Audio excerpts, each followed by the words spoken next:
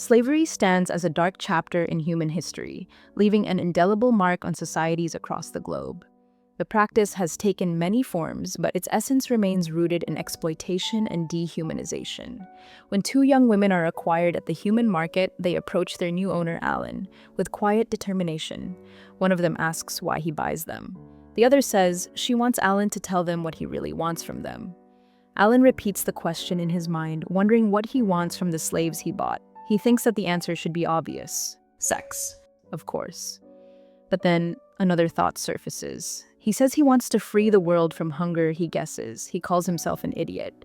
His vision isn't yet fully formed, and doubt still lingers. But his heart longs for change. This story is not just about bondage or freedom. It is a deeper journey, about unshackling ourselves from old systems, confronting what it means to be human, and imagining a better future. The manga begins with a boy sees a pure white space. What he sees before him is the smile of a beauty far superior to that of a human. He calls it a chance encounter with a goddess. In other words, he confirms that he died. Yes, he is dead. The boy says this is what he learned about in those lectures, the staple of all web novels, Isekai'd into another world. He imagines he will surely be granted an unimaginable power and will start living out the life of a hero in another world, and then he will be doing this and that with pretty girls. The boy says after 30 years of his lonely life with his trusted partner, he will say goodbye to his virginity. The goddess then speaks that it seems Alan has awoken. She then calls him shitty, unpopular, and unable to hold a proper conversation with women, and refers to him as Mr. Virgin. He reacts and asks what that was. Anyway, she speaks the truth, so he can't retort.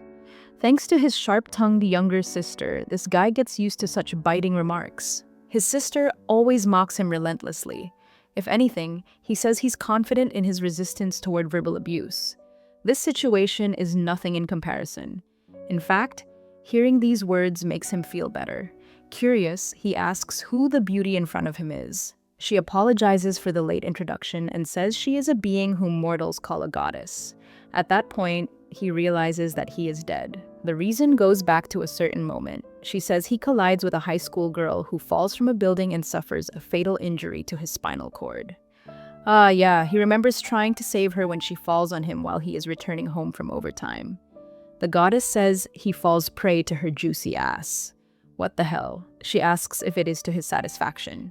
He questions why she's smiling. He doesn't deny the desire to be sat upon by a woman's ass, but says that, like this, he doesn't even feel that softness.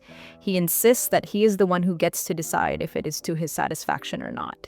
He asks about the girl who fell. The goddess says she is saved thanks to his efforts. This reassures him. He says it's good that his death is not in vain. The goddess says she saves his mortal life. To reward that good deed, she says she will give him a special favor and a second chance at life. A second chance and a special favor. This is the usual pattern. He says he has been waiting for this. The goddess says he will be reincarnated in a fantasy world of swords and magic. To be precise, she says he will possess a person. He asks how possession differs from reincarnation. She explains that in the goddess's realm, there's a flood of reincarnators and a lack of vessels, the bodies for those souls. To ensure smooth execution of the work, they select and procure in advance the receptacles. That is, the bodies of natives. Every business has it rough. The one he will be possessing is him. A boy called Alan. Looking at Alan's face, he wonders if the boy is around 17 or 18. Oh my, what a cute face he has. It's an outstanding body. The goddess says it has quite good compatibility with an older Oni-san. Sex is all but guaranteed. She says that with this, she can grant a fervent wish for a change his skinny virgin ass holds dear. What the hell? This shitty goddess keeps playing with people as easily as she breathes. She asks if he wants to die. He protests, saying he doesn't even say anything. He asks her to please not peek at others' thoughts. He then asks about possession, saying it's like uniting with the former Alan's personality, so they will be together like two minds sharing the body. Despite imagining such a scenario, the goddess reveals that, unfortunately, the original personality of Alan will cease to exist. Alan, being a novice adventurer raised in an orphanage, is about to lose his life in a starting dungeon. This leads him to dramatically call out to his future partner. The goddess explains that when Alan's soul leaves his body, she will have his own soul inhabit the now empty vessel. He pauses and says he's kind of conflicted about this. He realizes that Alan is going to die in the dungeon and ends up as monster food. He says he doesn't want to possess the body of a zombie. He laughs and adds that he's had enough of being called smelly in his previous life already. The goddess smiles and says that's why she is giving him a transmigrator's privilege. She announces what she will grant him, the regeneration skill. He repeats the word in confusion and confirms that it's the thing that helps recover from injuries and body decline. The goddess clarifies that it is set to activate the moment his soul possesses Alan's body. She then asks if he understands now. He nods and says he sees it. He realizes that at the time of the original Alan's death, his own soul and personality will be injected, the wounds that led to death will be healed with regeneration, and he will regain consciousness. He calls it crazy and thinks this cheat of canceling death is so against the rules, SSS tier, basically for free. In short, he believes if he uses regeneration on a beautiful girl or woman, they will be filled with gratitude and his full of sex life is guaranteed. The result appears in his mind. Goodbye, virginity. The goddess concludes the explanation and asks if he has any questions. He responds with full confidence that he is all ready. He declares there is no reason to shrink away when a glorious future lies ahead. No, there is none. As his second life begins, his adventure in another world, living a fulfilling life, starts at this moment. For sure, a peachy life awaits him. As he spreads his arms in light, he says watch him as he becomes a harem king. Well, there is a time when he thinks like this. He is Alan, formerly a skinny virgin ass. 3 years have passed since he starts living in this other world of swords and magic. In the meantime, he is getting closer to setting a new record for keeping his virginity. Not only does Alan fail to hold a girl's hand, he can't even manage to have a proper conversation with one. He questions if this is a joke or a bad dream. There are also a couple of miscalculations. Number 1, exterminating monsters is hard. Alan says he can't win normally, even against the weakest monster, a slime boyo. Number 2, you can't learn magic by leveling up. The goddess announces this in a dream, but she forgets to mention it before. The prospects of making it big are simply hopeless. What's more, the only card Alan can play is the regeneration skill. It is quite strong with its momentous activation and low mana consumption. Number 3, it's impossible to cut pain receptors, but the pain doesn't go away. The endless loop of pain is hella scary. Number 4, failure to form a party. There is nobody who would want such an incompetent, weak companion. Alan ends up a total loner. His only salvation is not using regeneration in front of others. It's not that he can't use it. As he secretly heals a guy nearby, his wound starts to disappear. He remarks that this is the power granted by a god. The heal skill, which can help cure yourself, is considered a miracle art. That's what the church says, at least. Number 5, the church holds all authority. Apparently, it's a dangerous organization that has accumulated money, authority, and lust and can easily take political power from the empire. Regeneration is a superior version of the heal skill. The last thing he wants is to have eyes on his cheat. But giving up just because of this isn't Alan's style. He says if it were anyone else who doesn't have his quick insight, they would have missed this all. He finally arrives at the slave trader. Alan's 85 IQ brain has a flash of insight. If he can't find companions for his adventure, why not live a slow-paced life instead? He saves enough funds by part-timing at a clinic for 3 years. With a slave, he can give them any loot order. What's more, he can forbid a slave from revealing his regeneration skill by using a slave crest, which makes them obey him unconditionally. It's a foolproof plan. This is where his otherworldly harem life starts.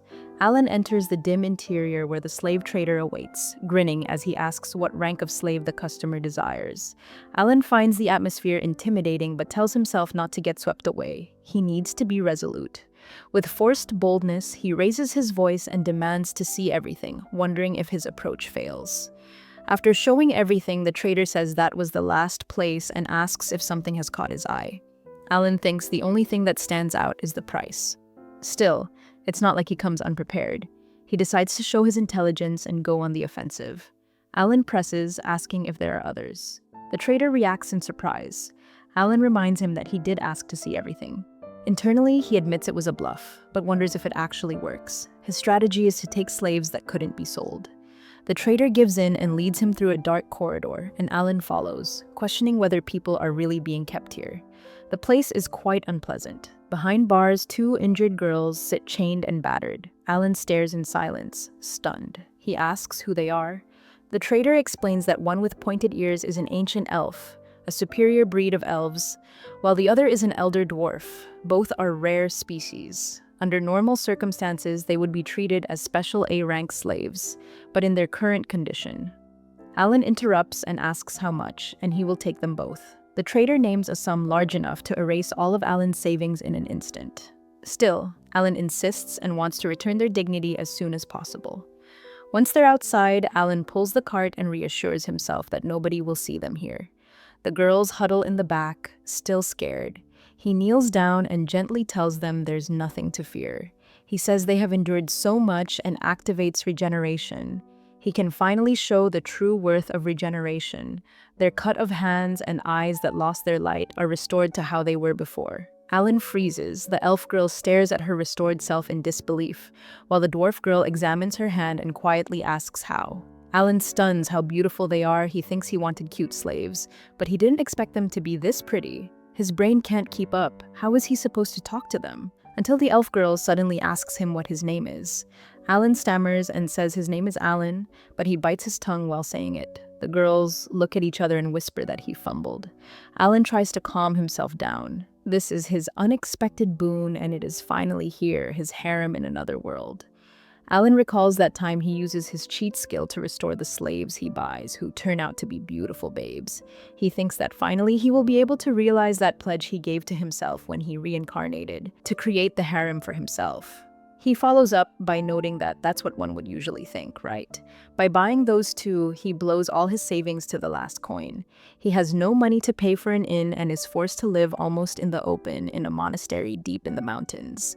He says from now on, he has a duty to provide sustenance for both of them. Alan states bluntly that he is broke. The goddess interrupts and asks if his lack of forethought is not appalling to see. She presses him to agree. Alan responds that just because she is a goddess, she can't barge into people's inner monologues and tells her to stop. The goddess dismisses him, saying it doesn't cost him anything and questions why he is so serious. She waves him off, telling him to just get out of there. Alan continues reading and groans that anyway, there's a lot of things he doesn't foresee coming upon him. He clutches the scroll and exclaims he just wants to hear certain words from the two whom he restores to their full health. He imagines this as his harem. He notes that as one can guess from what he is talking about, he still continues to update his record on holding on to his virginity. The slaves he buys are an ancient elf named Sylphie and an elder dwarf Noel. Apparently, they both are of rare races in this world.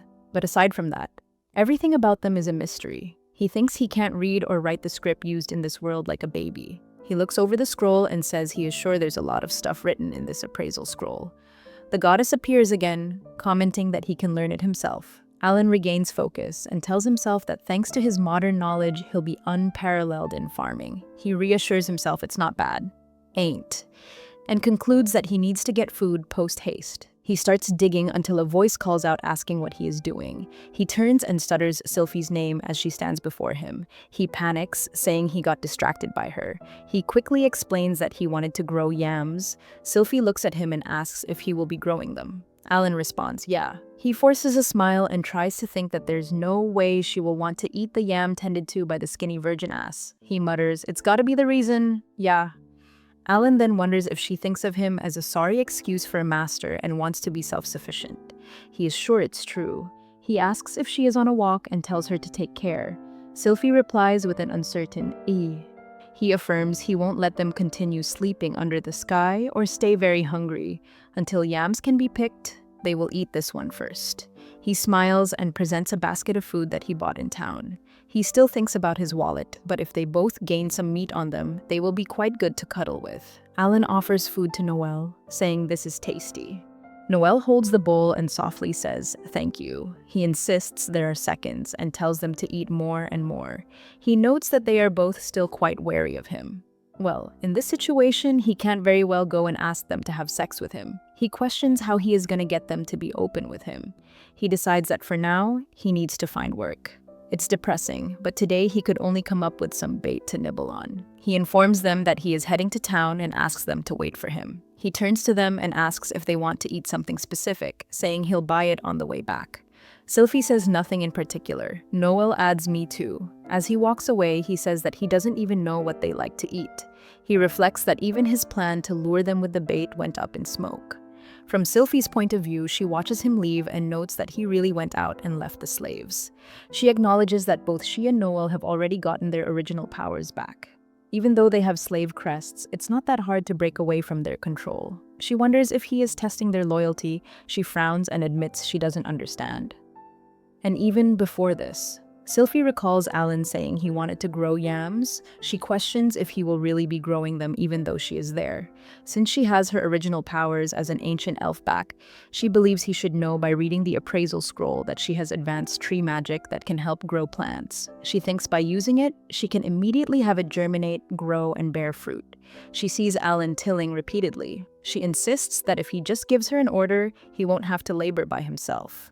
Sylphie stands alone, deep in thought. She says she doesn't know what his goal is. She admits she is grateful to him for restoring her body, but despite having a great skill like restoration and owning them, there is no sign of him wanting their bodies or using his power to realize his ambitions. After winning them over, she wonders, does he plan to do something? To confirm her suspicions, Sylphie decides to follow Alan. She observes him visiting a clinic and notices that he heals people without using the restoration skill. If he were to use it, the church would surely take notice, granting him any position and honors he desires. Sylphie just can't understand why this fellow works here for chump change. She sees how grateful people are towards Alan, and now she finds it difficult to concentrate on her mission. Sylphie still can't understand why Alan pretends to be a good person, even though he is someone who buys slaves. Still, Alan doesn't want anything from the slaves he owns. Sylphie feels like going crazy thinking about exactly what this man Alan is thinking anyway. Meanwhile, a glimpse into Alan's thoughts shows him looking at a cloud and finding it shaped like a tit. Since then, around 3 months have passed. From Alan's point of view, the yams are harvested after growing for 3 months. Sylphie can't resist and finally asks him why he isn't using her to raise food. Alan jokingly wonders if she expects him to put them to work in the fields. He assures her that he is perfectly fine managing on his own, thanks to his restoration skills. Moreover, Alan wants to brag about how he raised all this stuff by himself. Still, he appreciates their concern. That's when Sylphie tries to confirm with Alan whether he knows that with her tree magic, she can harvest crops immediately. The next moment, she gives him a demo and shows some magic. His eyes widen with wonder at what he deems a cheat-level skill. He can't help but wonder if Sylphie has been hiding this power all along. Seeing his puzzled expression, Sylphie asks if he has been unaware of her abilities. She points out that such information is readily available in her appraisal scroll. It's the same damn paper that he cannot read at all. For a second, he wonders if he should tell them the truth. He is fine being a baby who can't read or write, but he just can't proclaim it, fearing they might think their master is a baby. This is already well into deviant territory. It's too shameful for Alan as their master. A man has to look good before a girl. He wonders if he should tell them an awkward lie. He will immediately be branded as a perverted yam lover, and the girls won't spare him another look. He has already been looked at quite enough. And so, for some reason, Alan continues to single-mindedly grow these yams that could be raised in a second. He has to calm down and think quickly. He needs to come up with something that won't make him look like a pervert or diminish his worth. If possible, Alan needs to find an excuse that raises his image in their eyes. That's when Alan tells Sylphie that magic is a two-sided coin, and depending on the user, it can become either a poison or a cure. This is why Alan decides not to force others to use magic. When the time comes, he will tell the concerned person to use magic of their own will. He adds that people think they can do anything they want, and this is the scariest thing in the world. Yet, who the hell is he to tell them all this? Alan himself used to think like this, believing he could do anything with these girls. He used restoration for the sole reason of making out with them. Alan tells them that there's no need to force themselves to use magic. He feels so freaking embarrassed right now. He then declares that they should go harvesting. From Sylphie's point of view, even if one tries to put up a good front, that person still can't help but show their real nature after seeing Sylphie's magic. However, as one glosses it over, the eyes reveal the true feelings. This is exactly what Sylphie hopes to achieve by doing this. Well, his expressions do change, but it seems like a deep wound has opened in his heart. She feels as though Alan is suffering.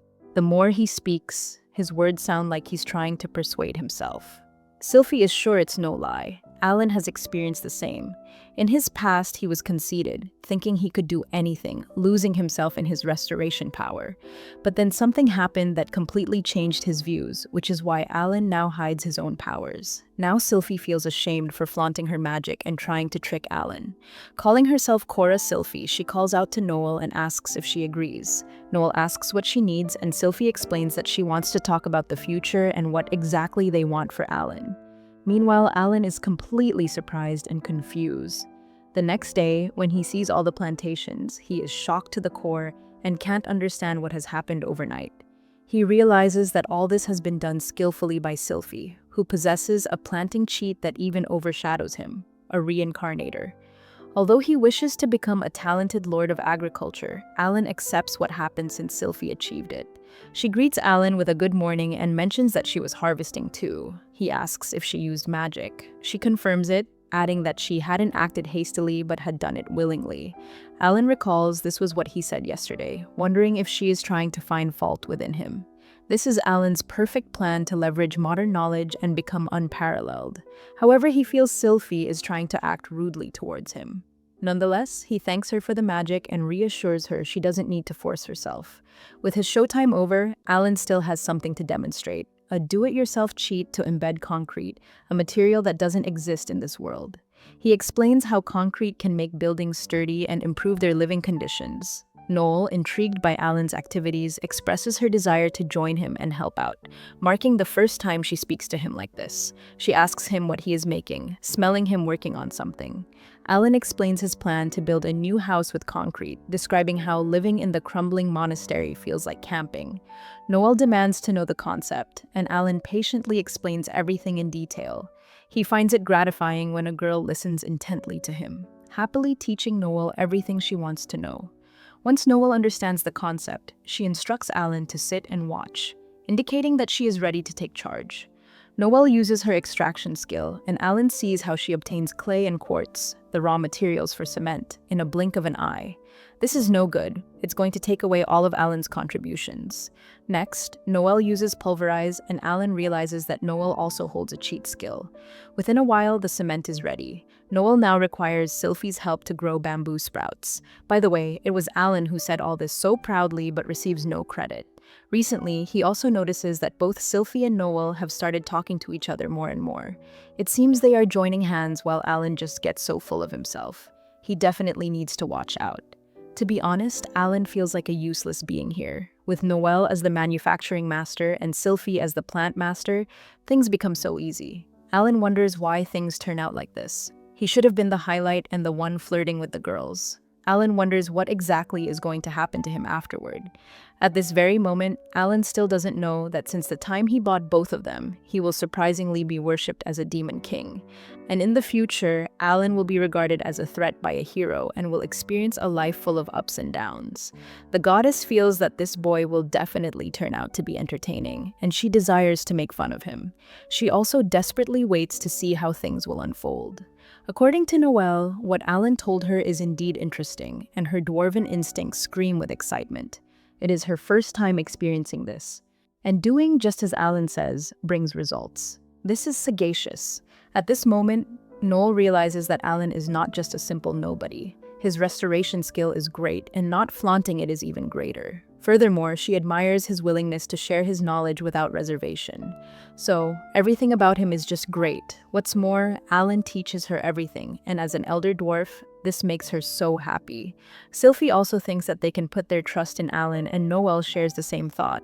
She too wants to take the weight off Alan's shoulders. When Alan wakes up, he is delighted to find 2 more monasteries standing there, which surprises him greatly. Spotting Noelle, he approaches her, and she casually informs him that she has made 3, 1 for each of them. She delivers this shocking revelation with remarkable nonchalance. As Noelle comes closer, Alan can't help but find her incredibly cute, like a doll. She then reveals that she worked hard for him, Sylvie, and herself, and now she wants to be praised by her master. Alan has always anticipated this moment, but now he feels embarrassed. Sylvie winks at him, encouraging him to praise Noelle immediately.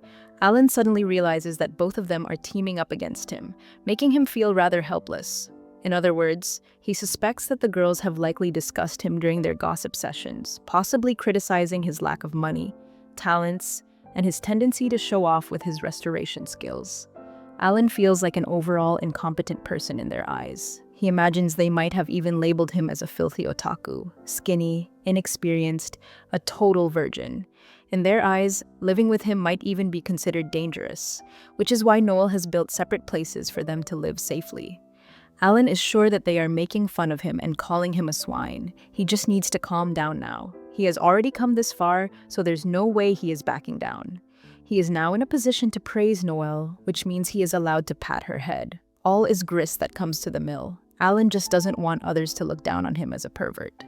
Alan pats her head and thanks Noel. She smiles gladly at him. Alan feels as though his heart is being purified. Her hair is so damn silky smooth. Sylphie witnesses the situation and can't believe this intimacy. She feels jealous but tries to calm down, deciding not to be jealous of simple head patting. Sylphie resolves that starting tomorrow, she will increase the number of harvestable plants. Of course, she has no ulterior motives, and Alan already considers her indispensable. As a couple more months pass, Sylphie notices that Alan, as usual, is busy tending the fields by himself. It seems like he has forgotten about the magic they possess. Magic in their world is divided into 5 basic attributes: fire, water, wind, metal, and earth. Sylphie has an evolved wind attribute and an aptitude for plants, while Noel excels in fire, metal, and earth attributes.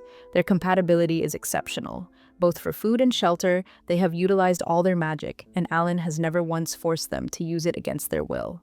He isn't driven by desires, nor does he seek conflicts. According to Sylphie, Alan lives his life like a hermit, with his only obsession being yams. Nevertheless, he is a fully developed person with his own desires and aspirations. Sylphie is certain that he has things he wants to do, and now she wants to uncover the real Alan and his true feelings. She wonders if he has been lonely all this time, but she knows this isn't the case. If it were, there would have been no need for him to choose them. It is time to reveal the truth. Sylphie directly asks Alan and wants to hear from him the true reason why he bought them. Ahem. Alan just wants to have sex with them, nothing more. Of course, there's no way he is going to say this out loud. Meanwhile, Noelle pokes her head out and tells Alan that she, too, is interested in hearing the reason. It is a fact that they are rare species, but Alan just uses them to make up for deficiencies around him. They wonder if he has anything else he wants them to do. Are they really kidding him? The girls continue to ask Alan various questions. Alan, on the other hand, feels grateful that they gave him food and a home, so there's no need to tap into their potential anymore. Even if they tell him to lick their feet, he would do it obediently. Moreover, Alan, the pervert, would gladly do this. Both Sylphie and Noel decide to show Alan what else they can do. Sylphie shows off her rare tree magic, and Noel displays her high-speed refining. According to Alan, these two are utterly trying to destroy his self-esteem. Well, if this is their intention, Alan is ready to play along. He tells them to hear it carefully. His desire, as he says it without pulling any punches. No, not this one. Alan declares that, for starters, he wants to free the world from hunger. Of course, both of them are surprised. He wonders if they would run away. If he weren't the eldest son, Alan would have died from self-loathing right here. Sylphie really doubts Alan, as what he says sounds like an ideal befitting of a god. She then notices how Alan holds that yam in his hand like a treasure and his expressions from time to time.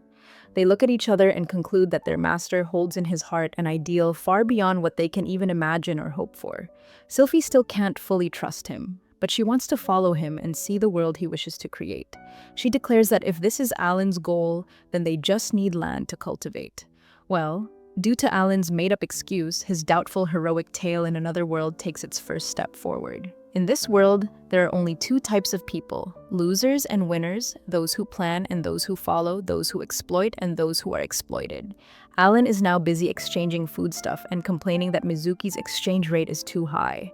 Mizuki teases him, saying that she is still a growing kid. Alan remains strict in trading and shows no mercy even for his little sister. He now sits wondering if his past life's little sister Mizuki is doing well. For him, this is his only regret, not being with her. Meanwhile, Sylphie calls out to him, and Alan snaps back from his daydream. This isn't good, as he has once again tried to escape reality while reminiscing about the past. Sylphie sighs and asks if he heard her. She is all set to cultivate the land and erase hunger from the world. Now that he has said what he didn't want to, he has no choice but to follow through. Alan feels disappointed, as such an intellectual beauty like Sylphie should have been vaguely aware of his ulterior motives. In reality, it is Alan being a coward, unable to take back his words, which falls right into her expectations. At this rate, Alan is dancing in the palm of her hand. This shitty virgin ass is really trying hard to be a goody two-shoes. Alan imagines all kinds of stupid things and wonders if this is the beginning of his otherworldly harem life. No, damn, he can still fight. Alan still has a bunch of modern knowledge up his sleeve, much of it learned from the guy people called Professor back in elementary school. Since things have come to this, he decides to get his revenge using his cheap knowledge. The goddess wonders if Alan has actually learned anything. Alan then informs both of them that they are now going to make fertilizers. Curious, both of them want to know what this is. Alan explains that fertilizer is something that supplements the soil's nutrients used for growing crops. He is certain they can grow things even on barren land thanks to Sylphie's tree magic, but it would be hard to sustain for long. Sylphie agrees. Furthermore, Alan tells them about crop rotation and explains a truly perfect cycle of agricultural revolution. Look, first, they need to make hatchets and hoes to widen the land. He notices that Sylphie is awestruck and speechless. Well, there's no woman in the world who likes a vain and boastful man, but Noel does. She approaches Alan and asks him to tell her the details, as she wants to make it immediately. This time, Alan wants to shine, but Sylphie tells her it's better if he does it. Sylphie intervenes and tells Alan that throwing a tantrum here isn't okay. This elf always treats Alan like a petulant child. Noel clings on to him and demands an explanation, eager to make fertilizers. And so, Alan explains the whole procedure. He is so done with this super modern knowledge coughing up session. Noel finds it fascinating and declares that she is starting immediately. Now for lunch? They are having yam soup, but before that, Noel wants to show them something. She opens the door and shows off the hatchets, hoes, and some fertilizers that she managed to make. Both Sylphie and Alan can't believe their eyes. Noel makes a note of the ratios to make adjustments later, and Alan finds her resembling someone from the mysterious TV series Galileo. Alan thanks Noel for her hard work, and she is happy, as this will make Alan's work much easier. Now, Noel is in charge of manufacturing, Sylphie is in charge of cultivation, and Alan is in charge of land reclamation and logging. Well, the odd jobs fall on him. Quite a fitting role for a reincarnator. These two girls steal Alan's thunder and toss chores on him. Moreover, they keep asking for praises. This isn't exploitation, since he is still their master. Sylphie feels jealous again, but is helpless as usual. She suggests that they have lunch first and then begin cultivation. Sylphie is indeed curious and ponders Alan's desire to eliminate hunger, though she doubts whether this is truly possible. Still, she is impressed by his vast amount of knowledge. She thinks that for a long time, Alan must have struggled alone to make his ideal a reality. Sylphie is sure that the reason he bought her is because only an ancient elf can freely control the tree magic that stimulates plant growth. Besides this, Alan doesn't force her to work, nor orders her with the slave crest. Honestly, respecting a slave's independence is just great. Alan notices that Sylphie seems restless and asks if she said something. Sylphie cuts him off and asks both of them if they would like a second serving. Noel agrees and accepts the offer. After this, Alan gets back to work and praises Noel as his work proceeds smoothly. Even though things haven't gone the way he initially wanted, he is sure there is still a way forward. He uses his regeneration skill, which can even bring fertile soil to the surface. Alan now wants Sylphie and Noel to praise him for a job well done. He enjoys patting their heads, but now wants to be patted and appreciated himself. Alan's struggles continue well into the evening. Noel notices the cultivation done with restoration is amazing. She is glad that Alan is genuinely working towards the goal of eliminating hunger and believes that's why he bought her. Still, to entrust them with such wisdom without reserve, even though it would be easy to use it for selfish reasons behind his back, surprises her. She wonders if he believes that slaves won't betray him. Well, that isn't the case after all. Alan has not even once given them an order. She understands that he trusts them, and they feel they haven't been kind enough to respond in return. Noel then swears upon an elder dwarf's name that she will support Alan. She is certain that Sylphie feels the same. They both decide to give their 100%. There is no doubt that Alan desires for them to take action of their own volition, and so they resolve to do everything in their power to make his and their ideals a reality. Alan remains completely unaware of what is happening here. Meanwhile, the goddess is pleased to see this lazy virgin ass working hard, but Alan warns her to stop poking her nose in his business and trying to find faults with him. Alan has thought about this from the start and wonders if all goddesses are like her. Bitter as hell, the goddess laughs and tells Alan that he made this choice for himself. Making fun of Alan is all she wants. Well, it is true that Alan is free because Sylphie and Noel work well together. As for the long-awaited Fufu event, there is no sign of it ever happening. The excitement of getting intimate with the girl seems to be fading, and Alan is living the life of a retired old man. Well, if Alan doesn't have any hobbies, he could just find some. Alan gets an idea and goes to disturb Noelle. She is perfectly fine with him disturbing her, and Alan shows her what she needs to make. He purposely stands close to her and feels her soft arm. There aren't any sizes listed, so Alan instructs Noelle to make it such that they can place it on the table. Since he can't read or write, he draws a simple illustration instead. Noel agrees to make it and demands to know what he will use it for. Alan tells her that it's something he needs. Well, it's an eye-catching product meant to bring joy to both of them. They can enjoy games together, talk more, and who knows what else. By taking advantage of a punishment game, Alan could even get his 18+ plot development. Noelle understands and starts working on it immediately. Now, one wonders if Alan will become the one who exploits others or not. Sylphie notices that Alan and Noel are making something in the workshop. She eavesdrops on the conversation, but words like chess, reverie, shogi, and Jenga all sound alien to her. She wonders if they are doing something for recreation. She feels compelled to ask Alan what this is all about, but remembers that Alan wants to rid the world of hunger. So why does he want to do this? Sylphie asks whether she can join them. Alan says, of course she can join. As he smiles, Sylphie notices it and thinks there must be some hidden meaning behind it. She looks closely at Alan and feels that he gives off fake impressions of being a lethargic young man. Sylphie becomes determined to understand Alan better in order to support him. At the table, Alan shows Sylphie and Noel how to play Jenga and Reversi. Sylphie is taken aback by the sheer fun and intricacies of the board games. Then Alan proposes to place a bet on the game to make it more interesting. He says the winner can give the loser any order they want. Sylphie is unable to comprehend Alan's proposal. She gets lost in thoughts about what this game betting could mean. Can it help end hunger? How can this empower a slave to give orders? Suddenly, Noel interjects, saying they both need to do what they can. Sylphie agrees with Noel, and both are ready to play with Alan. After making their negotiations, Alan declares that they should start their battle with Reversi. Then Sylphie wonders how they can win if Alan is the one who created the game and knows all the rules. She thinks it's a bad move. The game begins, and Alan makes mistakes, ultimately losing the match. Sylphie is sure that Alan never intended to win and deliberately lost. Forcing them to give orders to their master, Noel becomes excited that they won the match.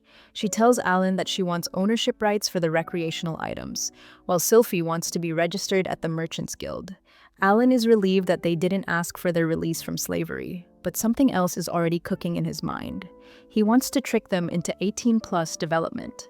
Later, Sylphie registers at the Merchants Guild, and Noel registers at the Alchemists Guild. Alan suggests that since they are in the imperial capital, they should buy some things. Sylphie is happy to see Alan enjoying himself. 2 weeks after registering Sylphie and Noel at their respective guilds, Alan becomes engrossed in shogi training. He sets some rules for Sylphie, but she tells him that he is weak and beats him in the game. Noel reminds Sylphie that they have to go to the capital. Alan tells them to return before dinner. He feels disappointed that he still hasn't figured out a way to get intimate with his slaves. He thinks alcohol might help. Suddenly, the goddess appears and interrupts Alan by reading his thoughts. She says that Alan is unreliable, which is why his slaves are ditching him and going out to work. She further stresses that Alan is short-sighted, thinking games like shogi and reversi are enough to entertain his slaves. Alan's thoughts run wild as he imagines his slaves selling themselves to someone else. He rushes to the capital, worried about how poorly he has managed his slaves. He finds them in the capital and says they can ask for anything they want. Sylphie wells up with emotion. At the bank, Noel asks the manager to reveal Alan's bank balance. Alan is petrified, but when he hears that he has 3 million dole, he can't believe his ears. He learns that his recreational games are very popular in the capital, and his slaves are behind it. Sylphie tells Alan that he's receiving royalties from all the sales. Alan is happy and announces that they should buy some new things. But Sylphie and Noel have already acquired 50 more slaves for him. They introduce the newcomers to Alan: Ellie, Tina, Ray, Aura, Karen, Emma, and Arya, which makes his stomach tighten as he realizes the scale of the mess he's gotten himself into. Sylphie tells him he's now expected to act as the village chief of the slaves, and that everyone is counting on him. With the responsibility of providing a livelihood for over 50 people suddenly thrust upon him, Alan starts to question what kind of path his isekai life is about to take. In the next chapter, Alan lies on his bed and notes that in just one day he has gotten 50 more slaves to care for, contemplating whether he has made a mistake somewhere. He believes he did nothing wrong and quickly shifts the blame, claiming Sylphie and Noel are at fault. A couple of hours ago at the shop, Sylphie points to a group of girls and declares she will buy all the girls from the back.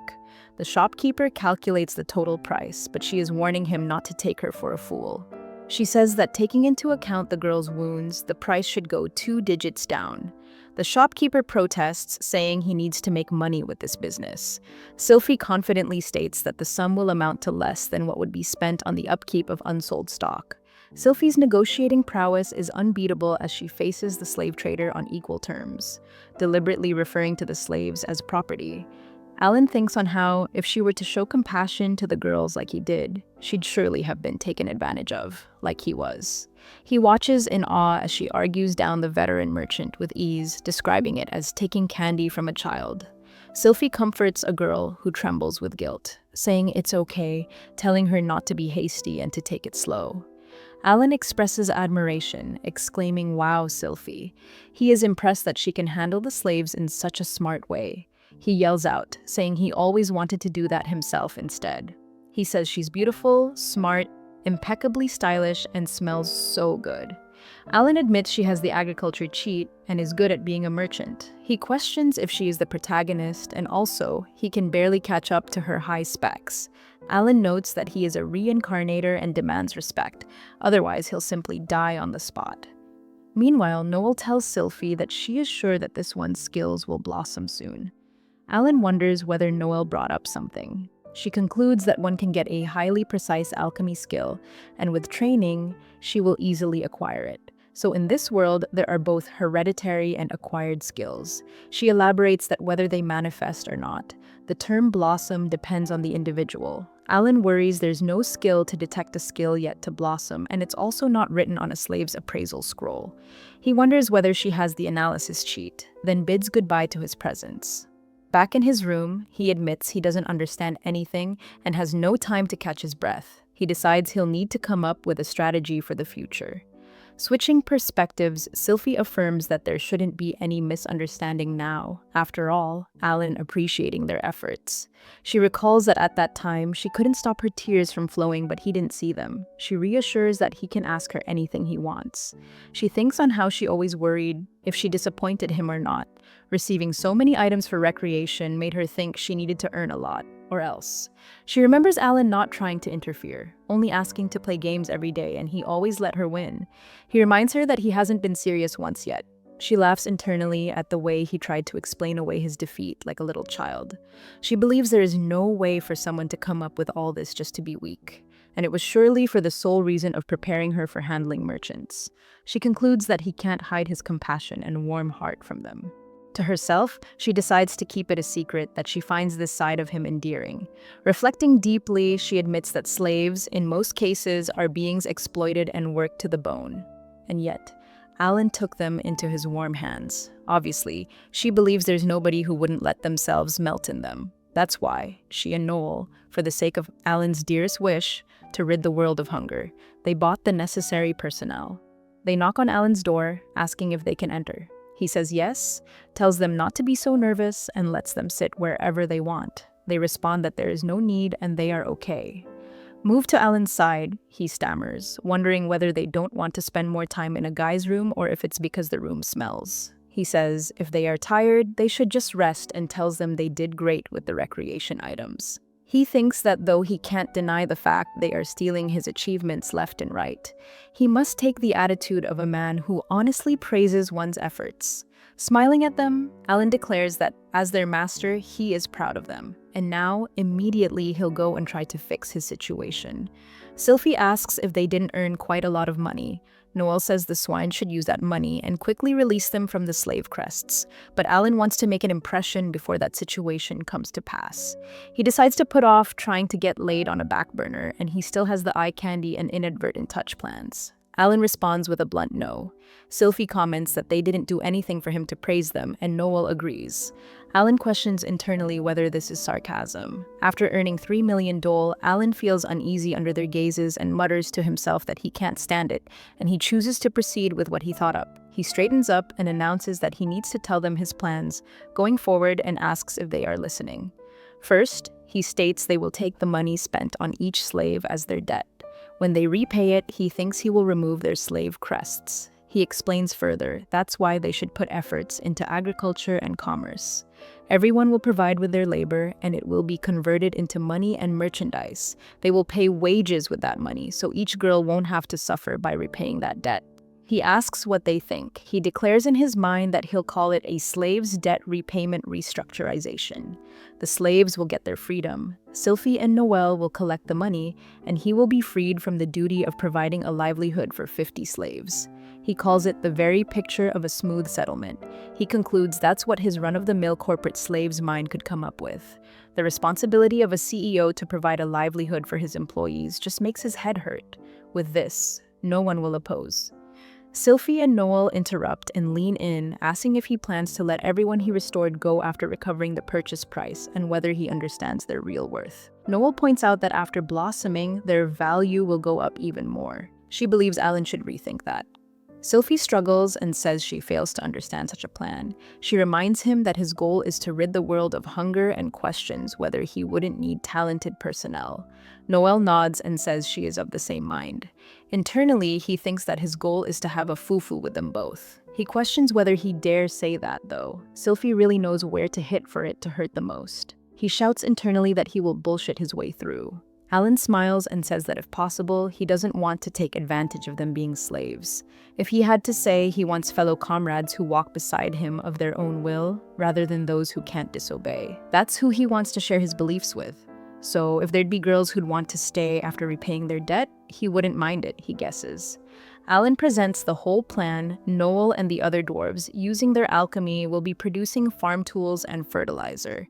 And by using the characteristics of the elves, a race beloved by nature, they'll increase the productivity of growing yams, wheat, and soybeans. And there's also a secret plan. Cooking. With the 3 pillars he mentions, they will develop new products and procure funds by using the Merchants Guild. He names the plan Alan's Mix. Noel and Sylphie look at him silently. Alan watches their reaction and nervously asks if he made it work, and Sylphie sighs. She looks away and says she thought he wouldn't surprise her anymore, but once again, she's at a loss. Sylphie declares that, then, she will allow herself to do as she pleases as well. Noel wholeheartedly agrees with Sylphie. Alan thinks to himself that the road to Fuckland is still a never-ending one. A virgin's road, he adds, you could say. On Sylphie's side, Sylphie, trembling, wonders how she could make such a fool of herself. She thinks she didn't recognize Alan's forward thinking for what it was, and admits she couldn't give him an answer out of confusion. She questions how she had the audacity to act shocked toward her savior. She recalls what Alan said, that he didn't expect Sylphie to react this way. He thinks he believed Sylphie would surely understand him. Sylphie panics, wondering what she should do and whether she disappointed him. She remembers that Alan said he wants fellow comrades, so he wants slaves to be able to object to his decisions. Noel calls out to Sylphie, asking if she's okay. Sylphie replies to Noel, saying that yes, she's okay. Sylphie now thinks that, after considering it carefully, it does make sense. She notes that he's someone with the desire to rid the world of hunger after all. Noel reflects that it's clear he's not fond of slavery being institutionalized and admits she was overly eager. She adds that he should at least agree that he saved those girls by using restoration, and Sylphie agrees. Sylphie's memory resurfaces as she thinks that the ones being bought are essentially their past selves, just girls deprived of a future due to defects in their bodies. She says it's okay now and acknowledges that Alan had it rough. She smiles softly, thinking he didn't ask for compensation, and his actions were born out of kindness. However, she thinks he should be greedier, and Noel agrees, saying that at present, the girls they bought are all perplexed. Sylphie sighs and affirms it as true. They need to explain his designs to them. Sylphie believes that in time, everyone will understand Alan's kindness, generosity, and intelligence. She recalls that already. His selfless usage of restoration when it matters the most is etched in her mind as his greatness. No. She resolves that she must properly monitor Alan so as not to let him unwittingly seduce the other girls. Noel, confused, responds by asking Sylphie. Then, flustered, she blurts out to forget she said anything and urges Noel to go explain everything. Sylphie addresses the group with that said. As compensation for their labor, they will be paying them salary and asks if anyone has questions. One girl asks if the conditions aren't very convenient for them and she doesn't want to doubt their master, who saved them. Sylphie thinks, just as she expected, remembering how Alan introduced himself by saying that after restoring them, normally a master like that couldn't exist. Sylphie responds, saying she's sorry, but that's just how Alan is. It'd be better to get used to it quickly. One of the girls calls out, addressing her as Lady Sylphie. She asks if she should act more familiar and call her Sylphie. Sylphie responds by saying yes, that's right.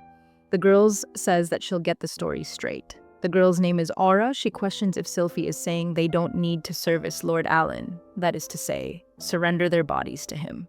Sylphie responds with yes, right.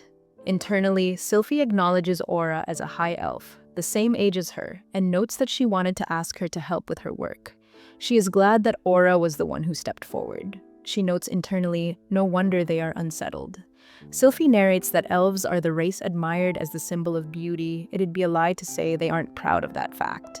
That's not to say they'd want to give their bodies to an unknown man, but to not even be a target of attention will make one doubt their attractiveness, wouldn't it? For an elf to be in this kind of situation is the most disgraceful thing. She thinks that other races will probably find it hard to understand, but she does get this confusing feeling stemming from that contradiction. But Aura wonders aloud if it could be that Alan's not interested in women. Sylphie says she doesn't think so. She admits that she did notice how he looked at her breasts and her behind in addition to her legs. Occasionally, though, Sylphie smiles and thinks this discrepancy from the usual is cute in its own right. She admits that she does inadvertently end up moving her legs like this, though it's not that good a representation, but if she wants to be seen doing it.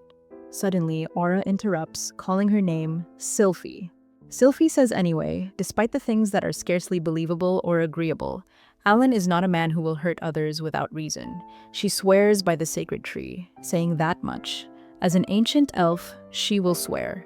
As such, she implores them to pretend to act as if they're being deceived. The girls feel at ease now, as Sylphie bravely swears by the sacred tree, noting that Alan seemed like a kind person. She then turns to Aura and asks if she agrees. Aura responds that she does, and with a sultry smile adds that of course she does. After all, Lord Alan has piqued her interest. The perspective shifts to Aura's side as she introduces herself with a graceful air, stating that it is a good day. She gazes at her own reflection, admiringly declaring how beautiful she is and how perfectly the new clothes fit her. She admits that everyone, including herself, sees her as a narcissist, and she openly confesses her deep love for herself. That is exactly why. A flashback surfaces. After being caught and put in a cell, she burned her skin off. She thinks that if it is her fate to be sold to an unknown man as a foo-foo slave to be disgraced, then it's better to become a liability to the trashy merchant and die. A lethal flaw found in the heart that's supposed to control the core of magic. In this world, just this reason is plenty for someone to fall into slavery. Even a great race such as the High Elves is not an exception. She suffered in despair at losing both her beauty and magic and only being able to wait for death, grasping the last fleeting fragments of dignity before such a time she saw.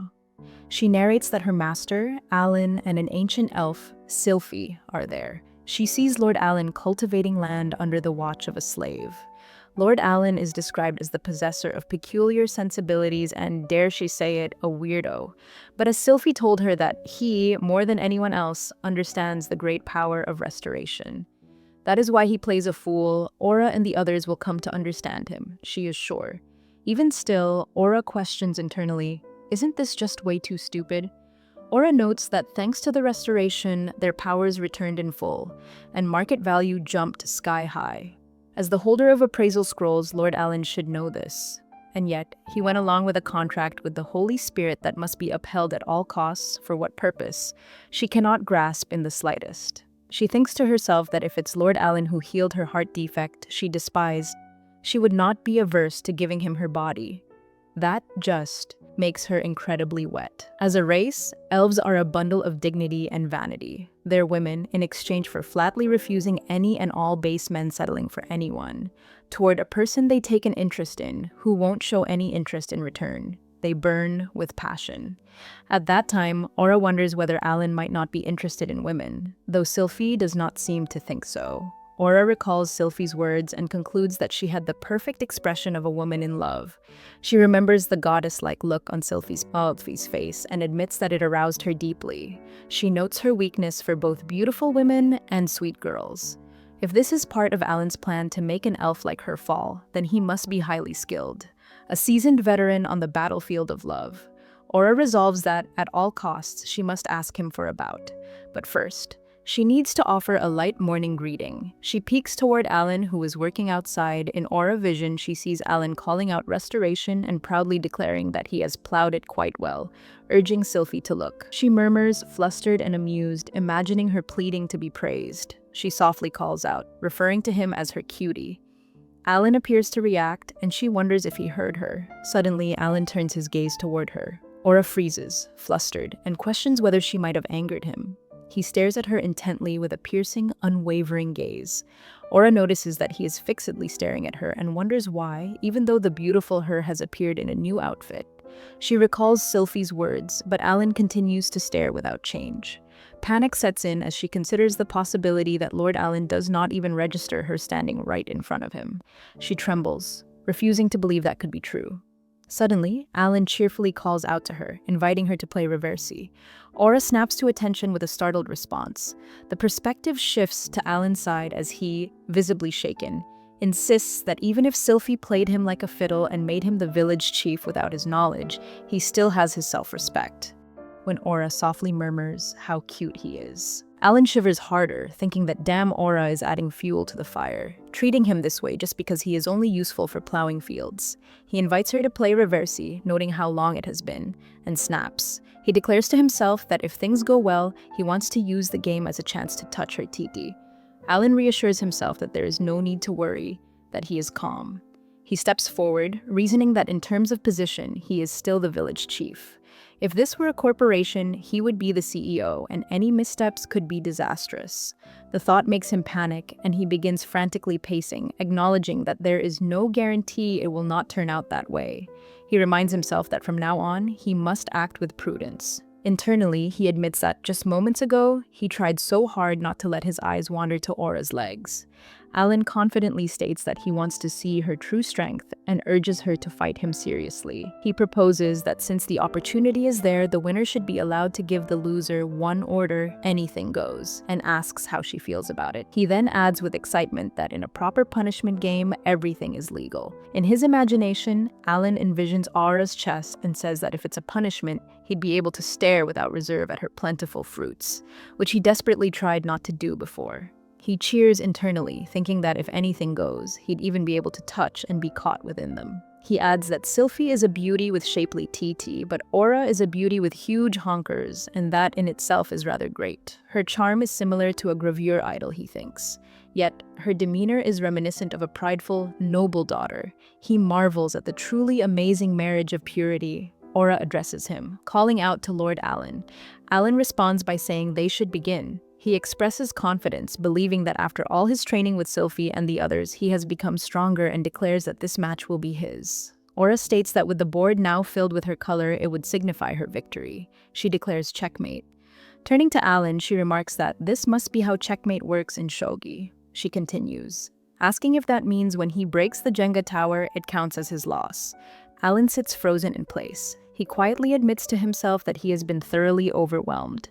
No, completely trounced. He quickly adds that he has not been serious yet, just to make that clear. Aura responds with a curious affirmation. Alan calls out to Sylphie as he looks toward her, shouting that Aura is bullying him. He accuses Aura of having no desire at all for her master to win. Aura blushes and softly remarks how adorable he is. Alan clutches his head and declares her to be Aura the ultra-romantic. The perspective shifts to Aura's side as she considers that, although he told her to fight seriously, perhaps he had expected some degree of deference instead. Still, she reflects, Lord Alan is the one who proposed these rather deep games. She wonders why he played like a child, or worse, like a clueless monkey.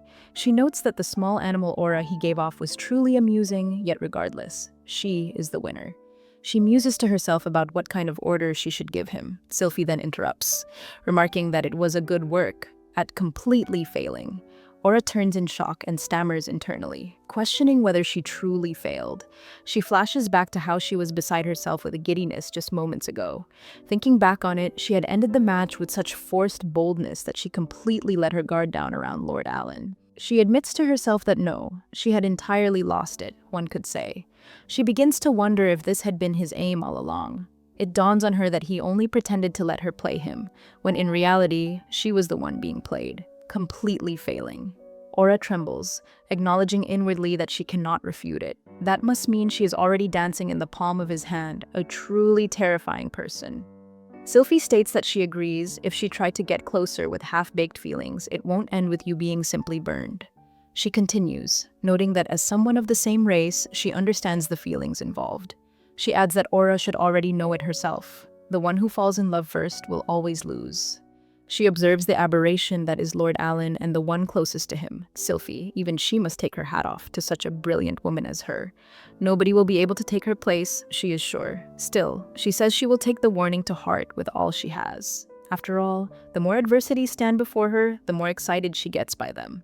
The goddess suddenly appears with a grand announcement, declaring that the reincarnated Alan, inventor of recreational items, is Aura's designated punching bag. She claims that if someone were to write about him, it would go something like that. Alan protests, urging her to stop with the harsh commentary. The goddess states that in the realm of goddesses, he ranks number 1 among those whom no one would want to be reincarnated as. She adds that perhaps she should share more. Alan reacts nervously, pleading for her not to continue, admitting he does not want to hear it. The goddess guesses he'd already have some stopgap measures, but Alan denies it being stopgap, explaining he just runs through simulations and prepares responses. Alan thinks on how, keeping in mind those rumors, he gives his first order as village chief. He lifts the ban on allowing slaves to play games and lets them enjoy them as they please. Of course, without getting his approval for that. He also reduces the time for hard labor to a minimum. It's not like he wants to create a white company or anything. If the village's economy collapses, he declares he wasn't the only one to only eat, sleep, and play reversi, and he'll have them know. So he'd be able to say that. The goddess interjects, so he just shirks responsibility. Alan insists that providing employee benefits to the best of his ability and enacting them is the duty of the CEO, the village chief, that is, himself. She comments that he's good at weaseling his way. Alan reflects that lifting the ban brings about a new method of torture for him. A girl addresses him as village chief and asks if he would like to play with her. He recalls, as per Sylphie, Noel, and Aura's suggestions, each and every girl is asking him to have a match with them. Their pretext is deepening our friendship, but he is losing each and every time. In fact, he says he had been assassinated 50 times. Alan wonders if he somehow angered Sylphie, prompting her to instigate everyone. Perhaps it was because he laughed at her when she asked him to scold Aura. That aside, their friendship has indeed deepened. As he reflects, he is approached again. They call out to the village chief, saying they want to play with him and asking if he would like to join. Another slave clings to him, insisting that today they have a prior reservation. He promised to talk with them. The others reply with a hint of disappointment, saying it's unfortunate and that they should do it next time. Alan thinks to himself that the distance between him and the slaves is slowly but surely shrinking. With shared topics to talk about, the slave girls begin to draw even closer. In any case, the strategy Sylphie came up with appears to be a resounding success. As an adult who can honestly express his gratitude, he finds that being treated like a child isn't so bad after all. At present, they are enjoying a rather pleasant communal life. Still, he admits to himself it's hard to say there isn't any dissatisfaction at all. He explains that Sylphie's innate skill, limitless tree formation. It seems that wind magic can evolve into a greater attribute, tree magic, meaning the elves who are loved by the winds and receive their blessings can become able to freely control any and all plants. Meanwhile, permeation, dwarves like Noel can, by using earth magic, diffuse fertilizers' nutrients through the soil. The power of their magic can even bring the underground currents above ground.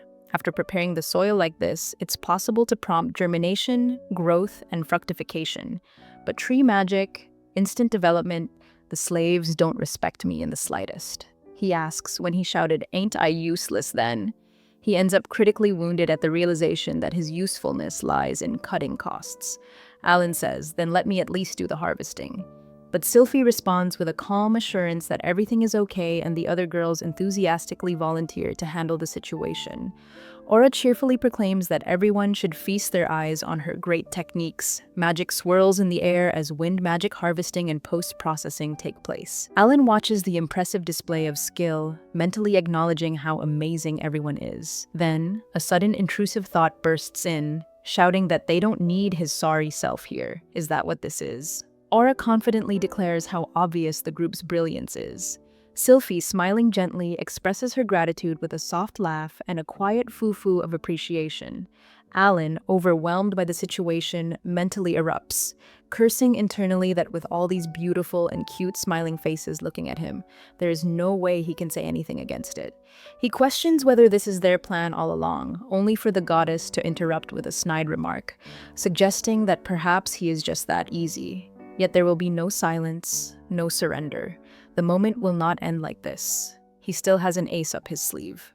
Alan turns dramatically in a storm of emotion, declaring with firm resolve that laughter should be enjoyed while it lasts. Another proclamation echoes in his mind. This reincarnated life has only just begun.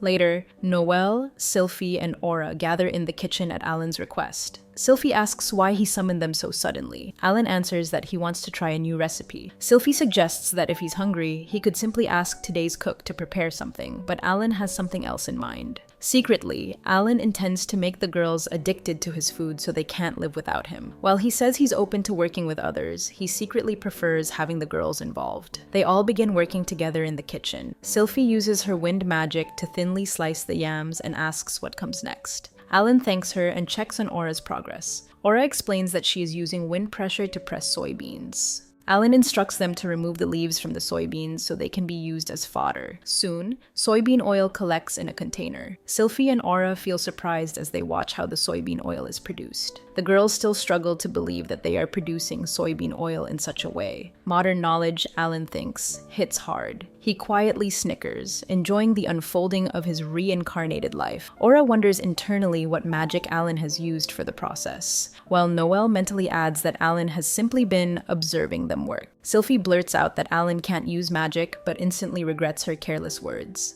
Alan feels slightly hurt, though he hides his emotions. Noel's interest in the activity begins to fade, but Sylphie nudges her back into focus. Noel decides she will heat the oil. Alan reflects on how dwarves usually have the metal attribute, which grants them skill in manipulating metals, especially when combined with earth. But Noel stands out because of her strong aptitude for fire. She uses her fire magic, heating the oil instantly. Alan watches silently, admiring Noel's efficiency, while suppressing his feelings of uselessness. Alan then demonstrates how to fry chips. He places sliced yams into oil heated to 170 degrees Celsius, and later sprinkles salt over them. The chips are soon ready. The girls stare at him, confused by the unfamiliar dish. Aura takes one, tastes it, and immediately falls in love with its flavor and aroma. She realizes she might become addicted to it. Alan feels delighted by her reaction. Sylphie takes a chip next, finds herself speechless for a moment, then concludes that it will sell well, revealing her merchant instincts. Noel remains more reserved, leaving Alan unsure of her reaction, though he assumes she also enjoys the new recipe. He then announces that it's time for the main dish, bread. Sylphie recalls how hard and unsavory bread usually is in this world, calling it tasteless no matter how one tries to describe it. She reflects that, without fermentation, bread here tastes almost like something rotten. Alan presents a bowl filled with grape skins, leaving Sylphie confused about his intentions. He places the skins into a container, adds water and sugar, then shakes the mixture. Now prepared to impress them, he performs his demonstration and activates his skill: restoration, dark magic spoiling. Through this, he extracts yeast. The girls become confused, having believed Alan was incapable of using magic. Alan remains calm to build their curiosity, explaining that while he cannot use ordinary magic, this ability is his innate skill: restoration. Sylphie, still puzzled, wonders internally why he refers to it as dark magic.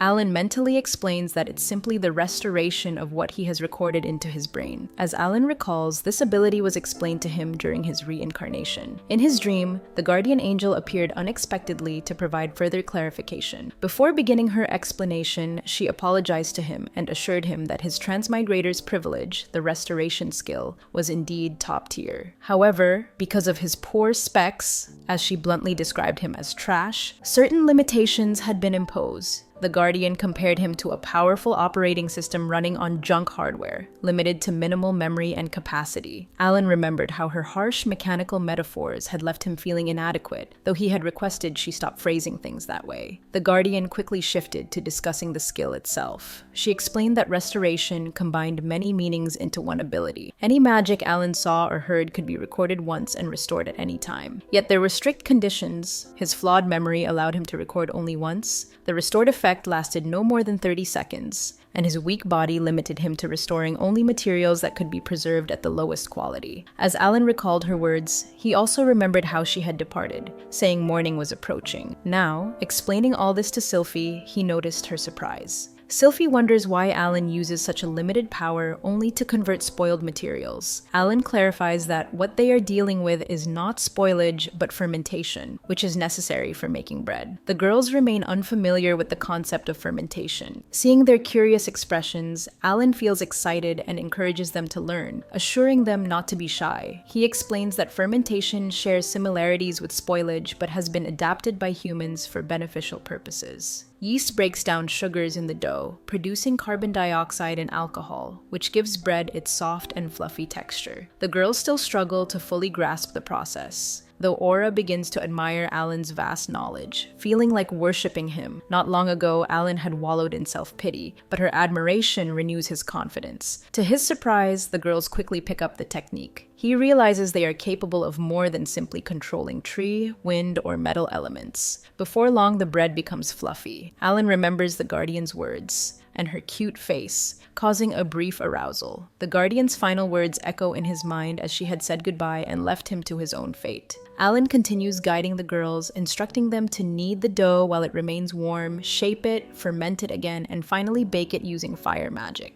The bread emerges perfectly baked. The girls feel astonished at what they have achieved. Sylphie reflects that her whole world has changed, and it is no exaggeration. Alan feels joyful as he watches everything unfold after his reincarnation. In his previous life, only Muzuki-chan had been impressed by him, but now, bringing smiles to everyone's faces fills him with happiness. Yet deep inside, his lust remains, leaving him longing for more intimate satisfaction. Two dwarves enter the kitchen, wondering what Alan is making. Alan enjoys the environment. He announces a bread festival for the day, but there is only one rule: no white plates. Sylphie feels overjoyed with Alan's actions. She notices everyone's happiness. After all, they live in a state where good food is scarce. She can't help it. There are some with closed-off hearts, but Alan makes them open at an astonishing speed. Alan doesn't order or coerce them, and if someone works the required minimum, they are free. Alan really has a special charm. Today's bread and potato chips, cooking is one of the 3 pillars of Alan's mix, and if everyone knows according to the plan, they will have a massive turnover. Sylphie contemplates how many trials and errors Alan must have done before executing the fermentation skill so perfectly. Sylphie is crowded with these thoughts. She promises herself that she will work hard and exceed Alan's expectations. Aura relishes the delicious breads. When Aura first hears of Alan's wish to rid the world of hunger, she thinks it's madman's ravings. But now she feels impressed with Alan's vast knowledge and revolutionary ideas. But she is a proud high elf and cannot just keep receiving things without giving back. That's not her style. She says to herself that she will use her full power to make these feelings reach him. She wants to see where Lord Alan ends. Noah takes a bite of bread and thinks how cool Alan is. She ponders on the thought of how Alan selflessly spreads his knowledge. Alan wants them to enjoy tasty food. A kind man. Noah wonders why her heart starts beating fast when Alan smiles these days. She feels she's not as smart as Sylphie, but she wants to be useful and make Alan proud. That's why she must do her best at creating things. But at night of the day, the girls have such thoughts. Someone kidnaps Alan. But who? Is it a jealous dwarf or some merchant or someone else?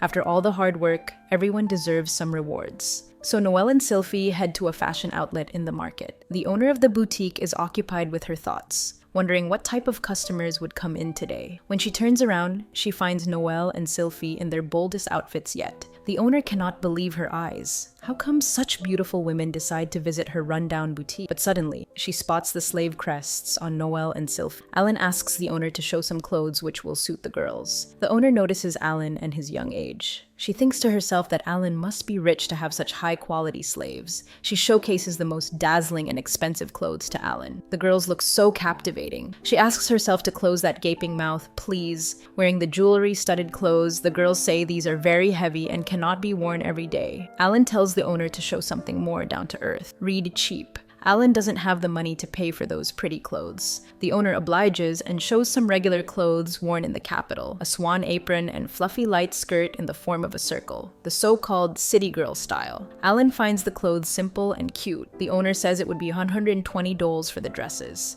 Alan takes a big gulp. He acts quickly and jumps into the second-hand item cart. As expected, he uses restoration skill to renew the old clothes. He shows 2 shiny dresses to his slaves. The owner is surprised. Alan and the girls get out of the boutique with great-looking outfits. Alan feels happy with his shopping tactics. He saves money and gets some coupons too. The owner senses that Alan is going to revolutionize the market soon. That's there. She says they will see where Alan takes the girls next. But till that time, they return to Alan's everyday life. Today, Alan ferments bread using dark magic. He gives the bread to his slaves. As they jump in joy tasting the bread, Alan gets his eyes on what he wants. Poor boy. Later in the day, they play a lot of board games, but Alan loses most of them. But he feels happy that he is closer to the girls and able to smell their perfumes. In bed, he hopes for another magnificent day. However, in the middle of the night, Alan hears a rustle. He thinks it might be the night where he will get all the action. He gets nervous thinking about it. He thinks of all the girls he must have impressed today with his bread. He decides not to give in to temptation. He keeps his eyes closed even after hearing constant rustling. Then he feels a rope around him. He thinks to himself that for the first, it is better to ease. But when Alan opens his eyes, he sees a smiling girl with a nice figure but inside a weird item. The girl quickly routs Alan's mouth to make him quiet. He wonders if it is spider thread. He asks himself if she's going to eat him. The girl says she is not going to eat him. Somebody interrupts her. She says they don't have time for leisurely talk. She lifts Alan with her arms, pressing against her chest. Dirty Alan feels the warmth. In no time, she jumps out of the room. The girls break into Alan's room. They ask the spider girl to release Alan. Aura threatens her, saying it's 3 versus 1. Noelle says it is better if the spider girl surrenders herself. The spider girl acknowledges the girls and their power, but she has no mood to fight. She jumps off the building towards the jungle. The girls ask her to stop.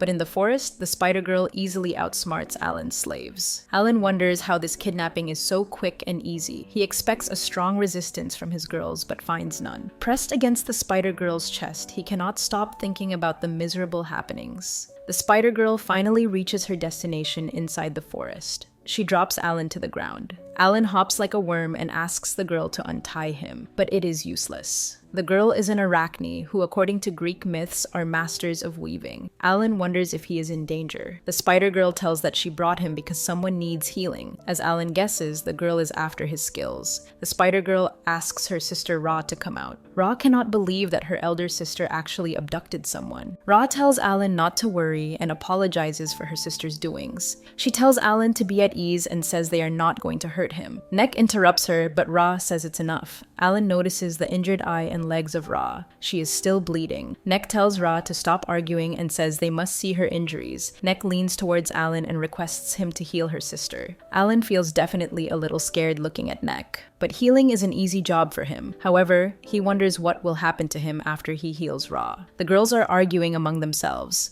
Alan makes his decision to help the injured girl. Out of fear, Alan asks Nek if he could get some questions clarified. Ra tells that he doesn't need to be that respectful. Alan says that healing Ra won't be that hard. However, they must not harm his family or his girls. Suddenly, the angel appears and starts poking fun at him. Ra asks if Nek knows about Alan's family. Nek replies that she didn't harm any of those girls. Nek promises that things will remain as they are and no one will harm his girls. Alan asks if he could trust her. Nek vows by her sister. The angels find Alan's heroics really funny. Poor Alan. Alan says he will heal Ra, but she needs to swear the spirit's contract that she won't cause harm to Sylphie and others. Ra says she will do, but Nek says no. She argues that if Alan's girls come charging at them, then they must protect themselves. She denies the conditions, but Alan smirks. In his mind, he is battling the thoughts of how the elite group of slaves let him get kidnapped. He starts recollecting events where he noticed how the girls wanted to get rid of him. He analyzes his actions and cries. However, he bravely says to Nek that she has to accept his condition no matter what. Just like Nek has Ra, whom she treasures, he also has people important to him. As long as there's no guarantee that they won't attack those girls after he helps, restoration is off the table. Meanwhile, Sylphie is cursing herself because they can't protect Alan. Noelle says she'll call for help. Aura says it's better to call the elves first. She also points out that the crest on the spider girl means that she is a commander of the demon lord of lust. Aura looks at the spider thread and says that their enemy has prepared an escape route and it will be very difficult to find her in the forest. Sylphie admits their weakness. They would easily lose to the Arachne in the forest, but she has a plan. She has put a leech seed on Alan when the spider girl was jumping off the roof. With the leech seed, they can pick up on sounds and Alan's whereabouts. Suddenly, they hear some sound.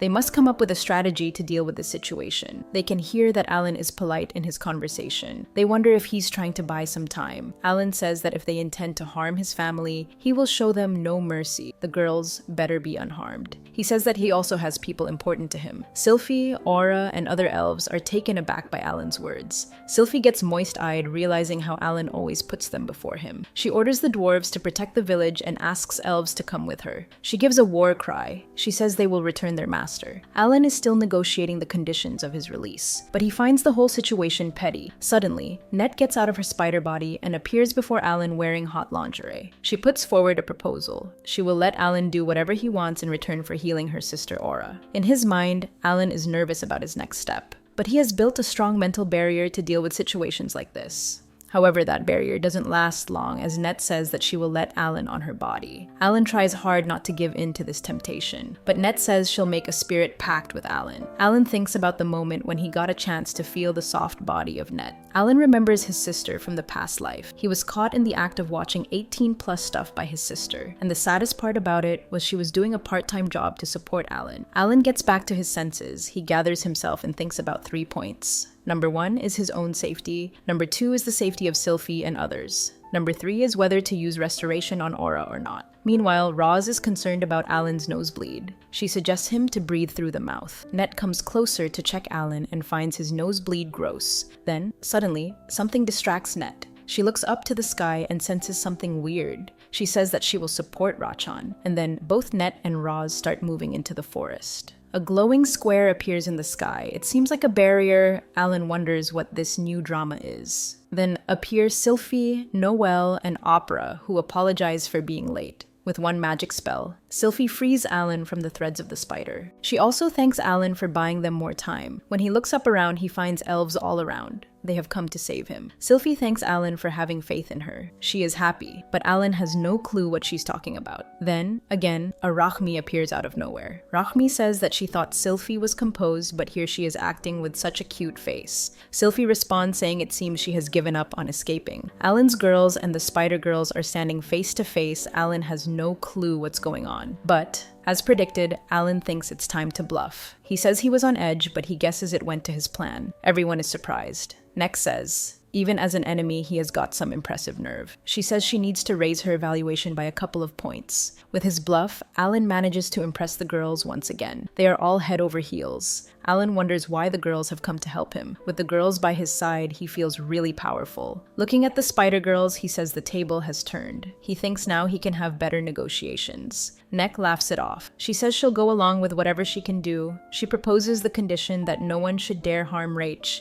Alan says his request hasn't changed. He wants them to agree not to harm Sylphie and the others in exchange for restoration on Rach. And of course, justified actions are allowed. And they can work the details together. Neck thinks how come Alan has a negotiation plan which favors them. She just wants not to get tricked again. She asks whether her body is included in that negotiation. The answer is a big no. Alan feels that he needs to add more demands to the list, or else it will look weird. As he can't think clearly, he simply asks the Spider Girls to provide regular supplies of their threads. This surprises the Spider Girls. Though Alan thinks it's not a bad idea, his slaves are also shocked by the weird demand. They all demand an explanation. Now, how would Alan tackle this one? Will the girls come to know about his lustful ideas? Rach thinks to herself that Alan is a guy after all, so it won't be a surprise if he's interested in the female slaves. Meanwhile, Sylphie is lost in her own thoughts. She wonders why Alan is making such a deal with the Arachne, whereas he won't even lay his hands on them. She doubts her stature as an ancient elf who is called the embodiment of beauty. She is sure that she has lost it. Sylphie can't wrap her head around the fact that Alan is making a deal to get the threads from Arachne. It doesn't make sense to her. She feels really frustrated with Alan's actions. Even Noelle has the same sort of feelings about Alan. She thinks how can Alan make such negotiations with such calm composure in front of a Demon Lord's army executive? She wonders whether they lack charm. She feels angry inside. Aura is certainly smitten by Alan's way of dealing with things. She says to herself that she would not know how to act in front of someone at her level as a romance player, and to behave like that in front of Sylphie and Noelle. Aura can't even digest what's unfolding in front of her. If she were Alan, she wouldn't have taken any chances in front of someone they are admired by. If it's a trick by Alan, it's a little too extreme. Aura says to herself, but Alan is clueless as always, unsure of what he's got himself into. Commenting on Alan, Neck says that he is surprisingly passionate despite his appearance. She asks Ra what she would do to Alan. Ra doesn't get what Neck means exactly. To convey that she wants a thread from someone is, for Arachne, considered a marriage proposal. Neck drops the bomb. Ra tells Alan that they just met. She suggests they become friends. Instant rejection. Alan isn't ready for that. He wonders why his slaves wouldn't get angry to learn that their useless master they have come to save has proposed to his kidnappers and got rejected. A few weeks later, Ra arrives at Alan's place with threads. She has recovered from her injuries. However, it seems she has lost her ability known as the magic eye, but she is in great shape.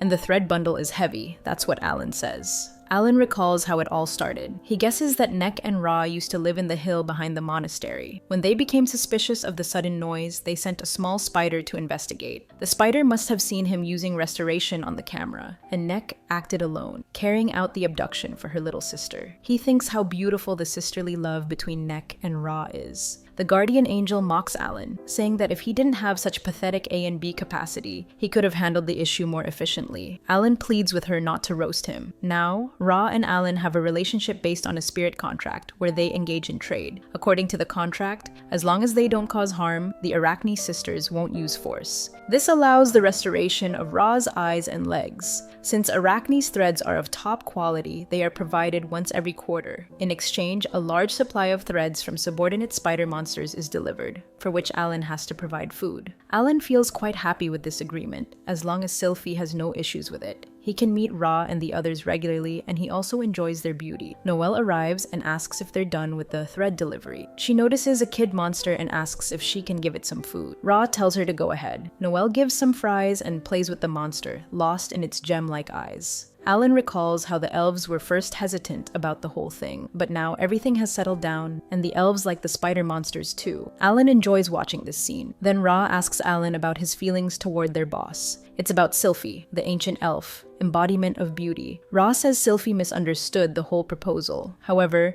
Alan tells her not to worry about it, as things have already been cleared up. Alan recalls what he had to go through. He was just really passionate about explaining that he only wanted to share the threads. Sylphie seemed pretty unhappy about it, but he somehow managed to get through without any issues. After that, Sylvie became more devoted to her business, starting with a reassessment of farming efficiency. She even proposed going independent from the merchant guild. Alan, however, feels a little concerned about Sylvie's changing attitude as he overheard her saying that she couldn't stay with him if things continued like this. Alan feels terrified by the thought that Sylvie might become independent and leave his side. He thinks he's a deadbeat. He feels stressed because he doesn't want to get dumped by her. He knows he must do something to make Sylvie like him again. However, he has some backup plans already, and if those succeed, Sylvie would be very happy. He thinks of the prototype he has been working on, and his heart races like a bullet train. Seeing Alan lost in thought, Ra asks Noel if he's always like this. Noel says Alan's expressions are always lively. Neck thinks Alan is an interesting boy. He may not have great combat skills, but has a sharp mind. She marvels at how Alan managed to negotiate a thread deal with them. Despite being human, he made everyone around him so devoted, a trust that erases the barrier between races. Neck believes Ra has taken a liking to Alan as well, though she also wonders whether it's all part of Alan's plan. Someone interrupts and asks Neck about her good mood. It's QB-chan, the demon lord of lust. Neck says she is just the same as usual, but QB insists she spill the details. Neck says she found an interesting man and wonders if the position for the demon lord is still vacant. QB looks at Neck intently. She says that Neck found such a charming guy and that she's curious. Neck explains that the man is human. A human? This piques QB's interest. She says she hasn't had intercourse with a human man yet. QB revels in the thought of Alan satisfying her needs. She wants to test whether this man is worthy of the position of the demon lord. Alan, she thinks, his luck is soon going to shine. Meanwhile, Sylvie is lost in her thoughts. It's been a while since Alan bought her, yet he still surprises her with his behavior. Even now, he remains a mystery, someone with unknown depth that she can't grasp. Alan always acts like a sleazy, third-rate man. No matter how one sees him, he seems like an enemy of women. But sometimes, he stirs up her maternal instincts. Alan plays Jenga with one of his slaves and showcases his skills without using any wind magic. Sylvie finds that amazing. She admires how every slave likes him and feels surprised by how he treats everyone. Sylvie interrupts Alan to report their income and expenditure. Others wait for him. She flips through her ledger book. First, she wants to discuss the rights to entertainment products. However, her mind remains occupied with thoughts of Alan, how he doesn't monopolize or exploit them at all. Alan could have been rich or powerful, but he handed them freedom. He played games with them so he could free the slaves without making them feel bad. From the beginning, he never intended to win against them. She wonders whether Alan is testing their autonomy or trying to see how the slaves would operate without him. Whether Alan does it on purpose or holds himself back, Sylvie remains unsure. Recently, Alan set up accounts for Noel and Sylvie. He also gave Sylvie responsibility for managing the village's funds.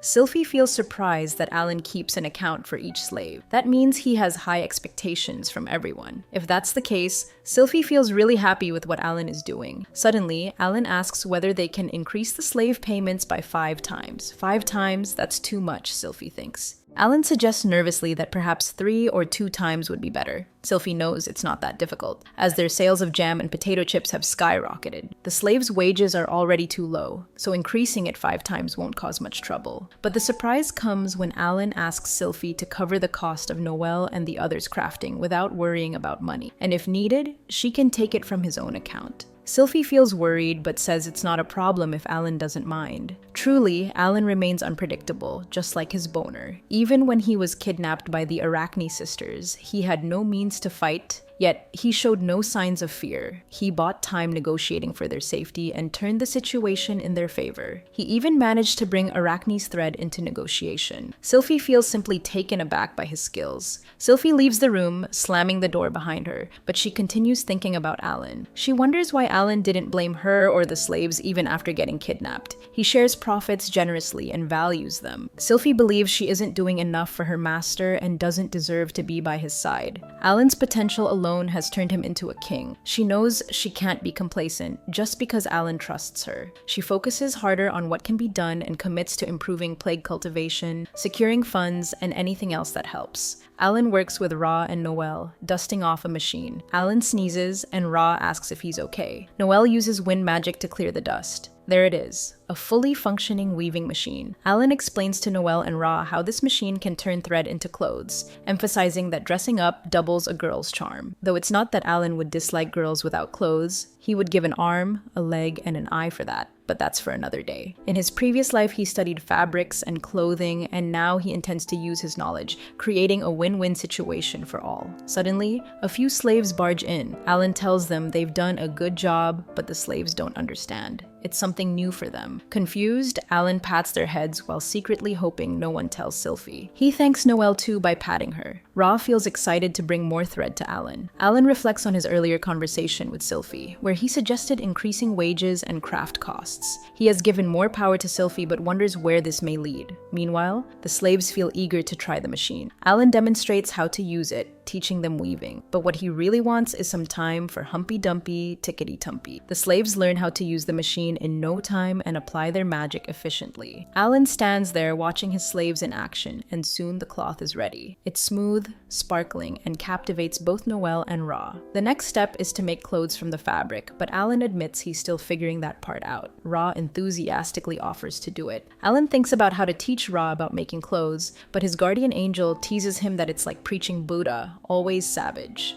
Alan tells Ra, who remains confident about making clothes, the type of outfit he wants. By that time, Sylphie returns, and Aura grabs her hand, saying she'll guide Sylphie to where their master is. As Sylphie enters the machine room, she sees Alan in action. Aura hands over the clothes to Sylphie, saying that she observed her working really hard, so she deserves the first one out of the loom. Sylphie can't contain her happiness. She tears up and thanks Alan for the gesture. Things take a surprising turn when Alan says he wants to see Sylphie in the new clothes. She has no choice but to put them on, and damn, she looks really hot. Sylphie says she likes the texture of the dress and praises the quality of Arachne's thread. Alan compliments her, saying it looks great and calling it a China dress, which he thought would suit her. Sylphie thanks him. Alan's eyes become fixated on Sylphie's thighs. He's enchanted. Sylphie notices this and feels a little uncomfortable. It's been a while since Alan gazed at her like this. She thinks she should wear more clothes like this that reveal her legs. Then, out of nowhere, Net shows up and interrupts everyone, saying she's there to pick up Ra. Ra replies that she doesn't need to, but then Net turns to Sylphie, saying she has something to tell her and asks for a bit of her time. Sylphie agrees. Meanwhile, Alan gets lost in his own fantasy, thinking that Sylphie in a China dress is a terrifying, destructive power. Though it was embarrassing, he remembers passionately explaining his request to Ra to make the slits deep and the size tight enough to produce a silhouette. Suddenly, the guardian angel appears and teases him that the size fits Sylphie too well. Alan explains it's one of his skills to measure the body through the cloth. Sylphie calls him. She says they all discussed and decided that starting today, he doesn't ever leave the monastery anymore. Alan feels shocked. Did Sylphie just turn the table? Is he under house arrest? He wonders what the girls discussed. A few moments earlier, Sylphie had a conversation with Net. Sylphie asked what Net wanted to talk about. Net asked her not to be so wary, saying she just wanted to get along. She mentioned that there's a possibility Alan will be recommended as a Demon Lord candidate. Sylphie feels stunned since Net serves the Demon Lord of Lust and realizes what might happen. After all, Alan's actions have caused so much commotion. She thought it would eventually reach the Demon Lords, but didn't expect it so soon. Sylphie asks what Net means by getting along, and requests her to explain more specifically. Net agrees, but suddenly clings to Sylphie, surprising her. Net expresses that she wants what Sylphie is wearing, the smoothness, texture, and shine of the fabric. She's excited that their threads turned into something like this. Net clarifies that she will give something in return. With Alan's knowledge and the dwarves' skills involved in making these clothes, she wants them to enjoy it together. Sylphie agrees, admitting she was surprised. Net proposes that their territory establish a Holy Spirit contract so they can use the forest. Depending on the conditions, she's even willing to transfer ownership. Sylphie finds it suspicious but continues listening. Net offers an extra service where the spider-type monsters can watch over Alan all day using heat detection and vibration detection for surveillance. Sylphie thinks it's appealing. Originally, they were planning to create a barrier using wind magic, but with these conditions, they could create an almost indestructible system. She recalls how powerless they were when Alan was kidnapped, so being prepared for the worst seems wise. She wonders if it's too good to be true. Net explains that it won't just be the demon lords who desire to see Alan. Others like the sage, the sword saint, and the hero also watch the demon lord's movements. If they attack the forest directly, they won't be able to escape unharmed. That's why, if the time comes, she wants to borrow Alan's power because Ra tends to act recklessly. Net seems possessed with her own thoughts. Though her way of doing things isn't praiseworthy, Sylphie recognizes that Net's actions stem from caring for Ra. Neither of them would hurt others without reason. Alan saw through this from the start, Sylphie realizes. Sylphie says she'll speak to Alan herself, though the final decision is up to him. Net agrees and requests that Alan refrain from going out recklessly. Sylphie echoes that sentiment. With a demon lord moving, it stirs up the adventurers, causing them to run wild in the imperial capital. Even with guards accompanying him, there's still a lot of risk in going out. Sylphie decides to tell everyone and encourage Alan to avoid going out unless absolutely necessary. She believes it's a good idea, prohibiting him from leaving after establishing a surveillance system. It's almost like house arrest. It's painful, but Alan himself understands the threat of restoration. If it's him, he will probably figure out their intentions right away. When Alan hears about the house arrest, he starts sweating. Beginning with Noelle, Aura, and Ra, everyone feels it's a reasonable decision, but Alan can't wrap his head around it.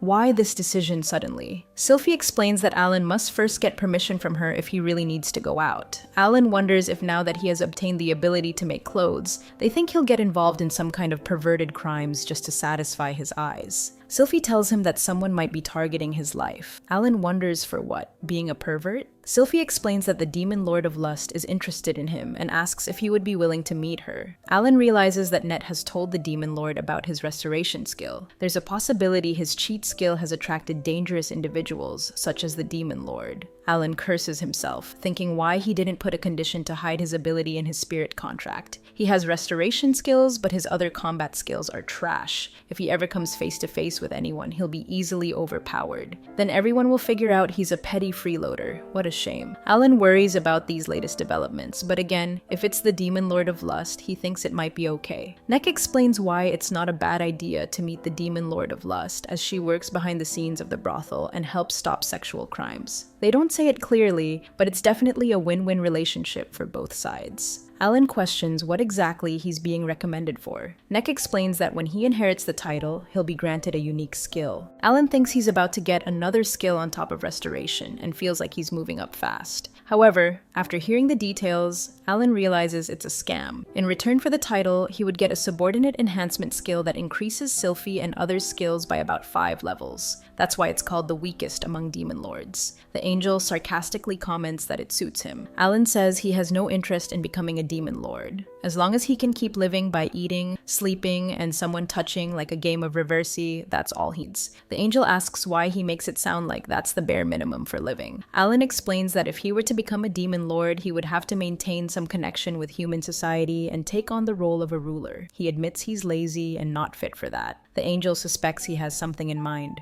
She's right. Alan thinks about an integrated resort, starting with an international conference center. It includes hotels, commercial facilities, a shopping mall, restaurants, a casino, a theater, a cinema, an amusement park, sports facilities, hot spring facilities, and so on. It's basically a fun paradise with everything in it. Alan recalls how in his past life he might have interned with Disney. He thinks that if he became the general manager of such a place, it would feel like he's in charge of people's happiness and enjoyment. He sighs, admitting that establishing something like that is way too unrealistic. The angel agrees, saying he doesn't even have the guts to support 50 slaves on his own. Alan pleads with the angel to help him escape the place. Realistically speaking, if he were to inherit the Demon Lord title, Sylphie and the others would be the ones actually doing the work. He doesn't want to drag anyone into his reckless adventures. Living an ordinary down-to-earth life is best. The angel suggests he has nothing to lose by bringing it up. A freeloader like him, wanting to become the master of a nation? Everyone would just laugh it off, she adds. Alan agrees. He imagines if he told Mizuki-chan this story, she would say, "Bro, are you planning to become some kind of foolish lord or something?" Since Nek and the others are there, he thinks about bringing it up at dinner as a joke. Then, the angel disappears. But when Alan actually brings it up at dinner, everyone looks at him in surprise. He panics, realizing it's no longer a laughing matter. He tries to diffuse the tension by saying he's just kidding, but Sylphie grabs his hands and says, "Let's do it." Noelle adds that it's challenging but would be fun. To Alan's surprise, everyone feels excited about the whole idea. Aura grabs Alan from behind, saying she will make the women of the world understand the essence of beauty and fashion. Alan feels the soft pressure from behind but acts tough. He wonders if Aura wants something funny. Sylphie asks if Neck, the demon lord of lust, will personally visit them. Neck replies that she will. Sylphie says they need some time to prepare and will give her the best hospitality they can offer. She suggests letting the demon lord herself decide whether to accept Alan's recommendation. Neck asks Ra if that's fine. Ra replies that it sounds interesting, so she'll give it a try. Sylphie says they will get started right away and tells Alan they should first decide on the direction, but Alan freezes.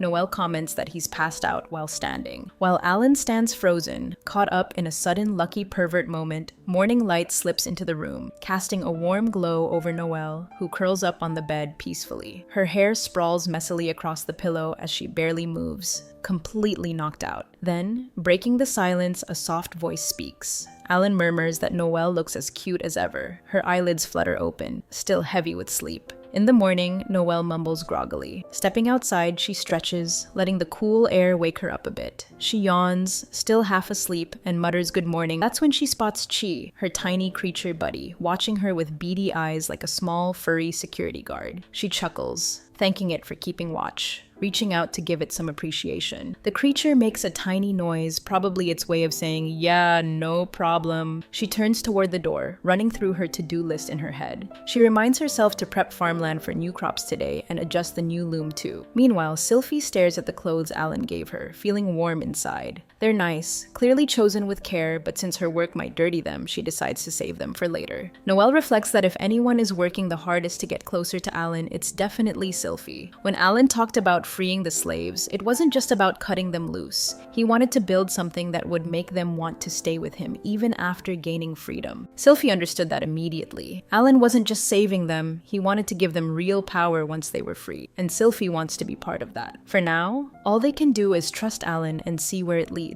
Noelle wonders how Sylphie figured all that out so fast. The dwarf girls fit into Alan's crew so naturally. It feels like they were always meant to be there. Then comes the thought, if everyone gets the same evaluation, it's pointless. The best results should get the best rewards. So Noelle decides to step up her game, not just for herself, but for Alan. He's not just some leader, he's her savior. She wants to be useful to him and make sure he has everything he needs. Then a dumb thought hits her. Lately, Alan has been really focused on Sylphie's legs. A lot. She smirks, thinking that if he's fine with hers, he can stare all he wants. The next day, Alan sits at his desk, introducing himself as master of the place in his usual casual way, but there isn't much left for him to do. His office is more like a decorative set piece than an actual workspace. At this point, he's basically become a background character in his own operation. But since productivity has skyrocketed, maybe that's just how it's going to be. Then Sylphie hits him with an important question. What new plants should they grow to entertain the demon lord of lust? Because priorities.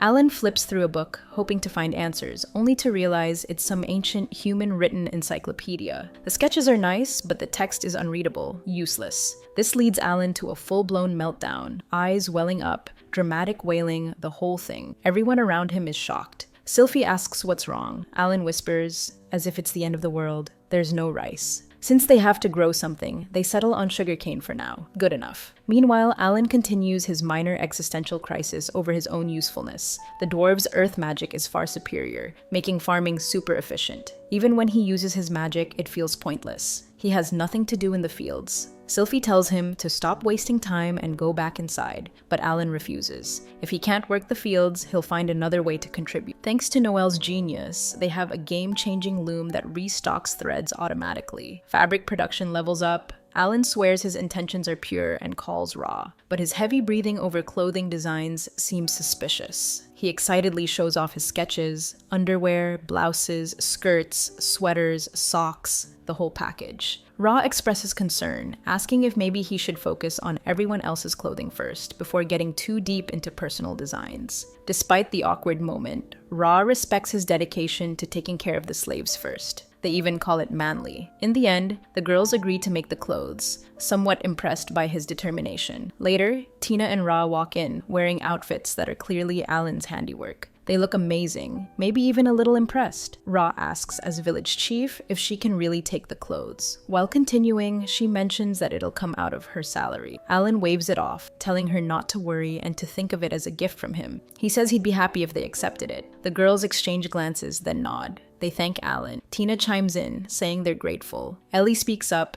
saying she and Tina will be in his care again today. Alan simply nods and agrees. Then Tina brings up a past event where Ellie escaped last time, but this time, Ellie begs the others to give it their all. Alan smirks, thinking today he's finally going to capture it. In his head, he thinks this is what they call a lucky pervert moment. He's been beaten down all this time but finally realizes why. It was simply a lack of experience. The strategies from his old world didn't work here. But after countless hours playing games, eating, sleeping, reversey, and more, he has reached a new level. He can checkmate even after losing his rook, bishop, knight, and lance. Meanwhile, the goddess watches everything unfold. She chuckles, finding it hilarious even with a handicap. Alan, deep in thought, smirks, thinking they shouldn't underestimate him. He was once called a child prodigy for a brief period as a kid. Ellie sits there, fully accepting her loss and waiting for the village chief's orders. The tension is real. Alan, however, thinks, yes, penny wrapping. Show me the underwear. Ellie freaks out, calling Tina and Ra, saying she might get defiled. Tina and Ra respond, telling her there's no way that's happening, but Alan knows it's not that simple. As he's lost in thought, someone calls his name. It's Noelle. She shows up unexpectedly wearing that outfit. Naturally, Alan asks if she wore it for him. Noelle shrugs it off, saying she just finished work and decided to put it on. Alan is caught completely off guard. She looks great. Not her usual work clothes, but it suits her perfectly. She's adorable. Noelle asks if there's something he needs. Before Alan can answer, she pulls out an ear cleaning tool, reminding him that he mentioned it before. She says she had leftover materials and decided to make one. Alan, being Alan, figures he might as well use it now. Ellie takes over and carefully starts cleaning his ears, telling him to stay still. The sensation hits him. He realizes he's been neglecting his ears badly. Ellie, slightly annoyed but amused, points out how much buildup there is. Alan sits there barely holding it together. It's both embarrassing and weirdly enjoyable. The situation feels oddly intimate, but also kind of hilarious. As things settle, Alan reflects. He realizes he got too caught up in his excitement and suggests they should take their time instead of rushing things. His mind also drifts to Mizuki-chan in his own world, as she reassures him playfully about saving the fun for last. Then, his brain takes a wild turn. He suddenly hyper-focuses on one thing. He really wants to see Sylphie's panties. His determination is real. He calls out to her, setting up whatever ridiculous, awkward moment is about to happen. Out of nowhere, he asks Sylphie if he can grab some sugarcane for a new dish. She agrees and asks what he's making. Flustered, he mumbles something about making a dessert to welcome the demon lord of lust. Sylphie immediately perks up at that, but Alan gets distracted. He notices Sylphie's stockings and wonders if she wears them all the time because she loves them, or if it's just a coincidence.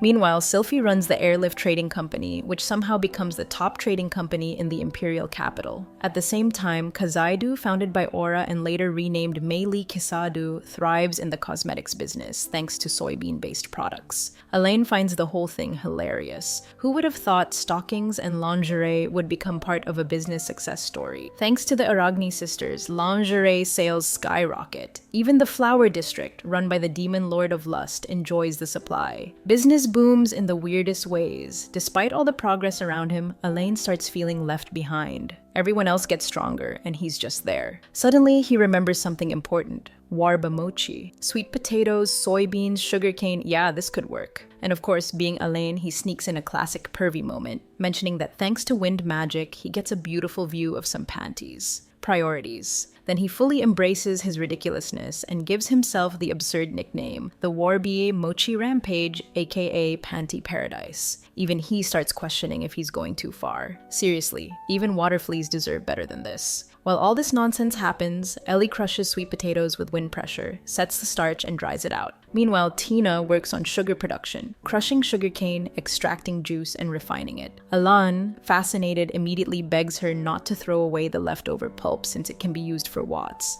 Tina explains the whole sugar-making process. Dissolve crystals in warm water, remove impurities, separate them into crystals and molasses, dry it. Boom! Refined sugar and waste molasses ready to go. She's super excited. At this point, Alan remembers the goddess once called him a talkative water flea. He aggressively yells at her to shut up. Now it's his turn. He takes the sweet potato starch, sugar, and water, mixes them together, and heats it up until it gets sticky. Once evenly spread and cooled, Aura tells him to roast the soybeans, grind them into powder, and mix them with sugar. After coating the mochi with this mixture, it's ready, and it really looks like slime. Aura, having no clue what to expect, takes a bite. The second she does, she loses it. Fwa. It's so good. Bouncy, sweet, chewy, delicious. She demands more. 2, 3, not just one. Alan watches in amusement. For some reason, his brain immediately shifts back to underwear. He randomly starts thinking about different panties. In his head, he screams, "Fantastic. I'm so glad to be alive." Then snap.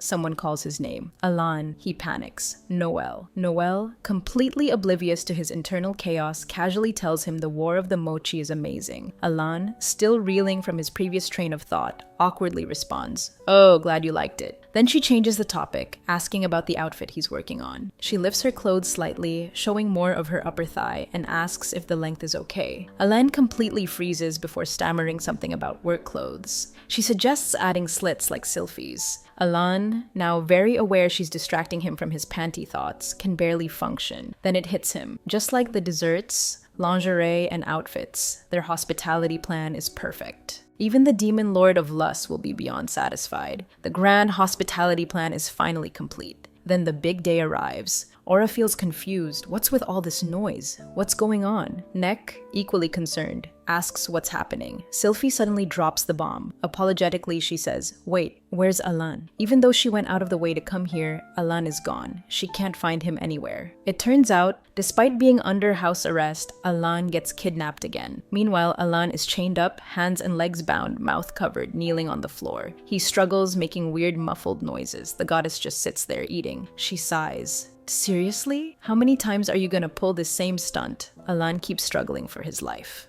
Strangely, Alan cannot hear a thing. It feels as though his brain has entered airplane mode and nothing is getting through. He stands motionless, mentally questioning what kind of luck this is, and wishing someone would explain the situation before he loses his composure. Unexpectedly, the goddess mentally notes that he seems unusually composed. Alan internally snaps, thinking that compose is the last word he'd use. After all, this is his second kidnapping. Panic begins to settle in as he questions where he even is. Surrounded by darkness, he feels nothing. No touch, no sense of his body. He starts to wonder whether this could be an advanced level of kidnapping. Humorously, he considers calling his mother for help, though he knows how ridiculous that sounds. Then a shift occurs. Something feels different. He realizes that he has somehow emerged from a shadow. He considers the possibility of dark magic being involved and sarcastically thinks how wonderful it is that they've used shadow space to transport him like luggage. At that moment, a woman's voice breaks the silence, apologizing for the rough handling, claiming it was necessary. Alan looks up and takes in her appearance. A woman with a ponytail, a kimono, horns, and an overwhelming sense of calm. Before he can fully grasp her presence, she introduces herself as Coat. Though she makes no effort to apologize further for her earlier behavior, she promptly asks Alan to save her village from an unidentified illness. Alan blinks in confusion, realizing that this situation isn't about ransom, it's a request for a rescue. Then comes a surprising twist. Coat adds that in return, he may do whatever he wishes with her. Alan mentally shuts down. He questions whether he heard that right, and fixates momentarily on her legs. She confirms that this is indeed the deal. Trying to regain composure, Alan wonders if she actually believes he would fall for such a scenario again. He sighs and insists that she explain the real issue. Recognizing her own casual attitude, Coat lets out a small laugh and removes the cloth that had been covering his mouth. Meanwhile, the goddess observing everything internally expresses amusement. She finds it funny that Alan managed to untie himself so casually and is entertained by the seriousness on his face. Suddenly, she feels someone tap her, causing a stomach cramp. She turns, grumbling that her break must already be over. Still, she senses that the boy she's been watching is about to get into something interesting. She silently begs for a little more break time. Alan, unimpressed, mentally tells her that if she's really that curious, he will explain later, but for now, she should return to work. The goddess interprets this as a personal slight. Alan, however, simply waves her off, mentally adding that he'll be waiting in his dreams.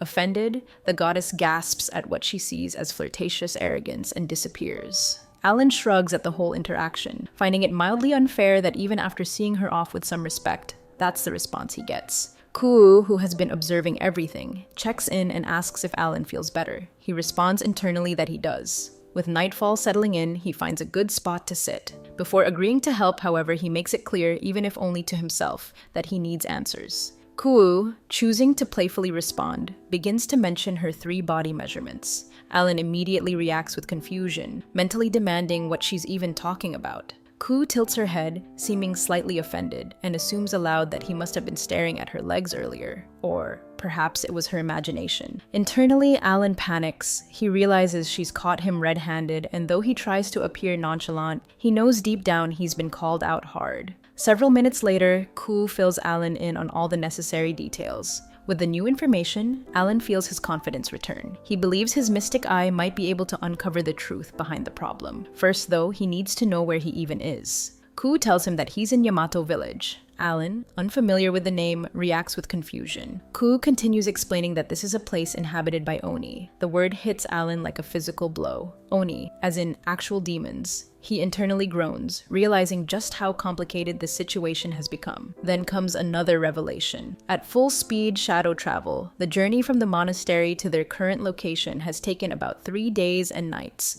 Alan nearly chokes at the idea. 3 whole days? He struggles to comprehend how time even operates inside shadows. The reality hits hard. He has been hauled around like some oversized piece of luggage for days. His mind then clicks into overdrive as he remembers the scheduled visit from the Demon Lord of Lust. He freezes, realizing the date has already passed. He worries that if the demons have grown impatient, they might retaliate violently, perhaps even destroying everything out of spite. He thinks it's disgraceful not to even receive a courtesy visit. Still, he decides that if someone must take the fall, it should be him, not the others who have already endured enough. Although he originally proposed the restructuring plan, all he ever truly wanted was to see them smile. That thought reminds him of something else. Wasn't he under extremely tight surveillance? Sophie and Neck had described the monastery as being equipped with vibration sensors, heat detection, wind magic, every security measure imaginable. And yet, somehow, he has been abducted as easily as a clueless NPC. He turns his attention to Ku and mentally questions whether kidnapping him had been that easy. Ku quickly responds with assurance that the security had been solid. She explains that the place had constant surveillance. Elves had employed wind magic to cover the area, and spider thread alarms were in place to detect even the smallest vibrations. There were no blind spots, no weaknesses. Alan rubs his temples, baffled. He can't understand how anyone managed to bypass all that. Ku grins, clearly amused, and although she isn't exactly bragging, she appreciates the unintended compliment. She reveals that Oni are naturally adapted for stealth. Secrecy is their domain. And if there was a flaw in the monastery's defense, it wasn't the elves, the magic, or the censors. It was the fool who fell asleep without a care. That fool, of course, being Alan himself. Now isn't the time for self-pity, though. The village is in dire condition. Ku believes Alan will grasp the seriousness of the illness once he sees it firsthand. She's even prepared to form a Holy Spirit contract if a verbal agreement isn't enough to convince him. That level of commitment catches Alan off guard. She's genuinely willing to risk her life for her people. He admits to himself that he likely has the power to resolve the situation, and even if he were to refuse, he doubts she would let him leave without a fight. Her desperation is too real. Though concerns about the monastery still linger in his mind, he knows Sylphie and the others can manage. Right now, this village needs him. He agrees to go. Ku's expression shows her gratitude, silently promising not to forget the favor. Alan smirks internally, half joking to himself that saving the village might earn him hero status, or even an unexpected reward. Perhaps, he muses, the high priest might offer one of the village girls as a bride. That would certainly be interesting. He introduces himself more casually and mentally notes that it feels right to do so. Ku responds in kind and welcomes him. With that, they begin their journey together. A few hours later, they arrive at Yamato Village. Almost immediately, Alan finds himself under attack, verbally at least. A villager demands to know why a human has been brought there and accuses Ku of betrayal. Alan, still on his knees from exhaustion, mentally admits this isn't a great first impression, but Ku remains firm. She insists there's no time for arguments, reminding the elder that the children need immediate treatment. The elder refuses to budge. He accuses Ku of forgetting the suffering humans have inflicted on them, and declares that bringing a human into the village is an unforgivable act.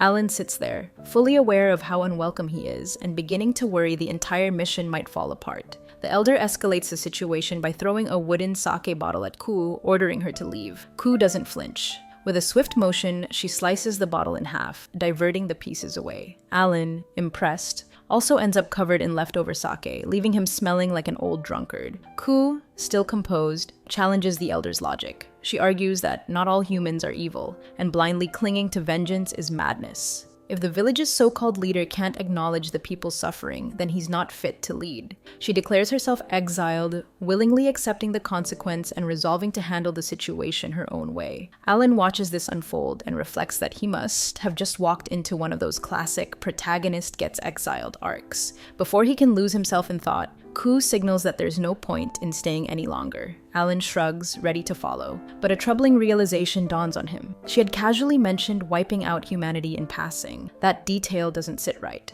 As expected, their departure doesn't go unchallenged. The elder, sneering, announces that he won't allow a traitor and a human to leave so easily and orders their capture. A group of Oni warriors steps forward. One in particular, a massive muscular man with a gorilla-like build, draws Alan's attention. His instincts scream in alarm. As the brute advances, Alan's mind races with another grim thought. If they capture Ku, the consequences won't be kind. Torture, perhaps even worse, could be awaiting her. One of the Oni shoves Ku, causing her to stumble. Alan immediately steps forward, silently offering to take her place, though he isn't really the self-sacrificing type. Still, he figures that if Ku goes down, he's next anyway. But Ku isn't willing to accept that. She rises furious and sends the attacker flying across the village with a single explosive move. Rage burns in her eyes as she delivers a silent but scathing message. Touching a woman like that is unforgivable. Alan stands frozen, stunned by the raw power she displays. In his mind, he admits that between the two of them, she might be the real gorilla. Ku then signals that it's time to leave, but Alan hesitates. He still thinks about the sick villagers.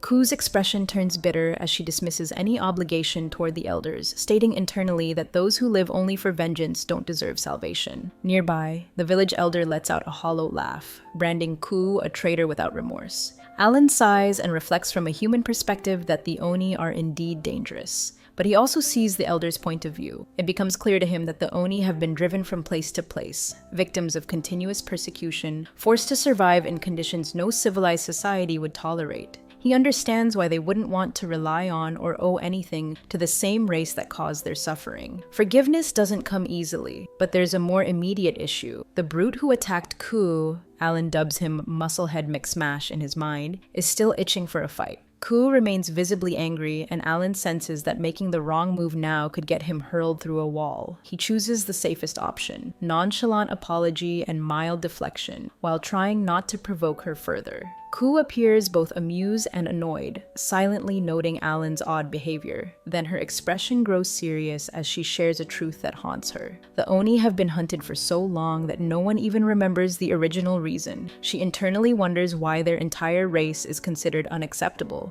Alan, exasperated, mentally agrees that this world's history is full of things that just happen with no explanation. Ku studies him closely and observes that he doesn't seem to harbor fear or hatred toward Oni. She claims to sense it, explaining that she has a sharper perception than most, able to detect things like bloodlust through subtle cues. Alan breaks into a cold sweat, worrying that if she can read that deeply, she might realize he's been mentally comparing her to a gorilla. Ku narrows her eyes and accuses him, without words, of hiding something. Alan tries to cover it by thinking that everyone, human or Oni, has thoughts they prefer to keep private. She chuckles inwardly and finds him strange. Unlike the others, he doesn't give off the usual stench of fear or hatred. Her demeanor softens, and she decides to lead him to where the sick children are housed. Alan exhales in relief, glad the moment passes without incident. Still, something smells strange, and he mentally thanks his restoration ability for sparing him any awkward odors. Hours later, they arrive at their destination. Ku indicates they've reached the right place, but Alan raises a hand to pause her. She frowns, curious about the delay. Alan explains internally that before doing anything, he needs to examine the patients himself. Ku finds the request odd,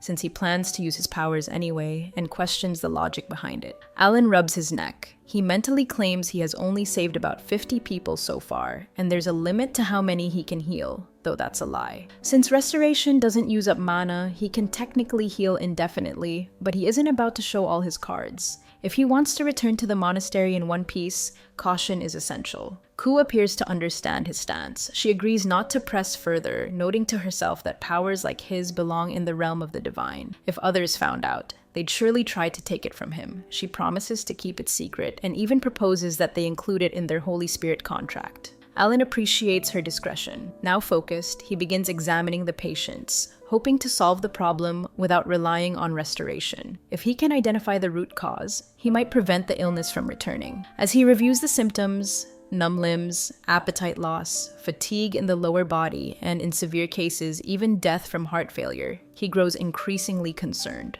The symptoms are scattered and vague. He consults plant encyclopedias provided by Sylphie, but finds no reference to a condition like this. He turns to Ku with a question forming in his mind. He hesitates, knowing it might sound strange, but asks whether rice is the staple food of the Oni. Ku reacts with surprise, silently wondering how he knew. Alan's eyes light up with excitement, and internally he celebrates the revelation. He acknowledges the odd timing, but can't help his enthusiasm. In a moment of self-indulgent clarity, he thinks back to a famous quote. Any sufficiently advanced technology is indistinguishable from magic. It reminds him why science matters and validates his theory. Then he considers the reverse. If magic exists, what's the point in solving things through science? Just zap the issue and move on. Still, he admits he doesn't fully grasp how this world operates. Medicine here, he observes, is hopelessly outdated. Recovery magic dominates, pushing traditional health practices into obscurity. While he reflects, Ku begins panicking and grabs him, demanding an explanation. She's visibly shaken, and Alan, still trying to hold onto his cool persona, mentally pleads with her to calm down. She apologizes for shaking him and steps back. He then begins to explain. The villagers' diet consists entirely of white rice, which has stripped them of essential nutrients.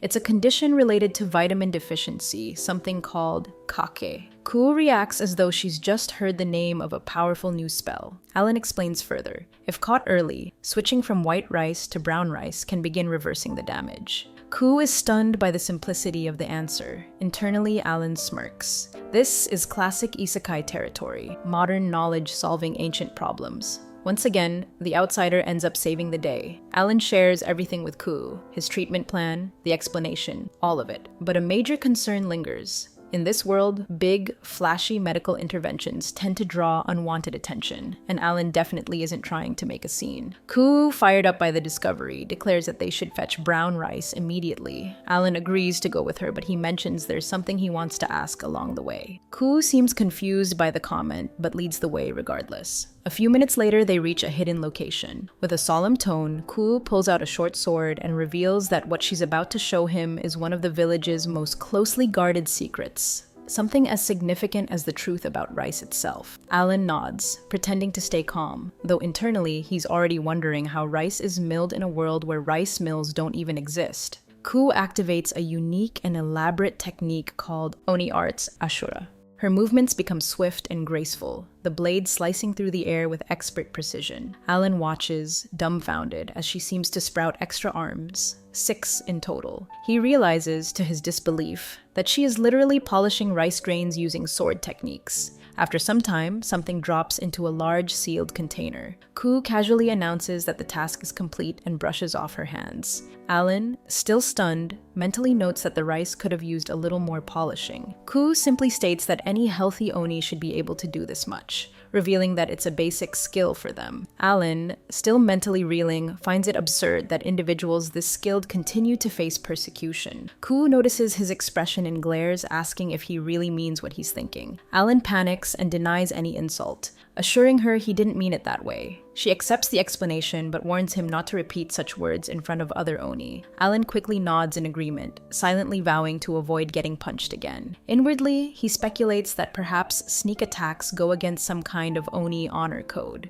Ku reflects on their situation, thinking that kidnapping him may have been a desperate last resort. They had been backed into a corner. Alan, now feeling guilty, admits internally that he hadn't thought things through when it happened. But Ku cuts off his self-blame, accepting responsibility for asking his help in the first place and nearly losing control. She offers silent forgiveness and sees them as even now. Turning their attention to supplies, Alan asks whether garlic is available. Ku confirms it is and questions what he's planning. He begins explaining the process. Soaking rice bran in water, straining it, and adding grated garlic. She reacts with shock, questioning whether he actually intends to drink it. Alan holds firm, reasoning that this isn't the time to be picky. Ku'u reluctantly agrees, following the instructions. Minutes later, Alan informs her that they will administer the mixture to the patients 3 times a day. He notes that they'll likely need to gather more supplies and possibly expand their farmland. Ku'u nods and adds that she does have some farming experience. Alan grins at the good news, then admits he's starving and asks if he can finally eat. Once Alan gets his rice and they get back to work, a sudden voice interrupts the room. Rin, Ku's disciple, expresses disappointment in her master for relying on a human. She declares that the concoction must be poison. Ku scolds Rin, but Alan awkwardly steps in to explain that the mixture has already been tested and is completely safe. Rin remains distrustful, stating that it smells strange. Ku tries to calm her, identifying the odor as garlic and urging her to just take a sip. Alan approaches to offer the drink, but Rin snaps and slaps his hand away. Ku raises her voice, asserting that a master has a duty to discipline a disrespectful student. Before Alan can process the warning, Ku punches him square in the face. She gasps immediately, realizing what she's done and apologizing. Rin stares, clearly shocked, and accuses her of faking gentleness all along. Ku denies the claim and insists Rin drink the medicine. Rin refuses, but what follows is a messy whirlwind of conflict,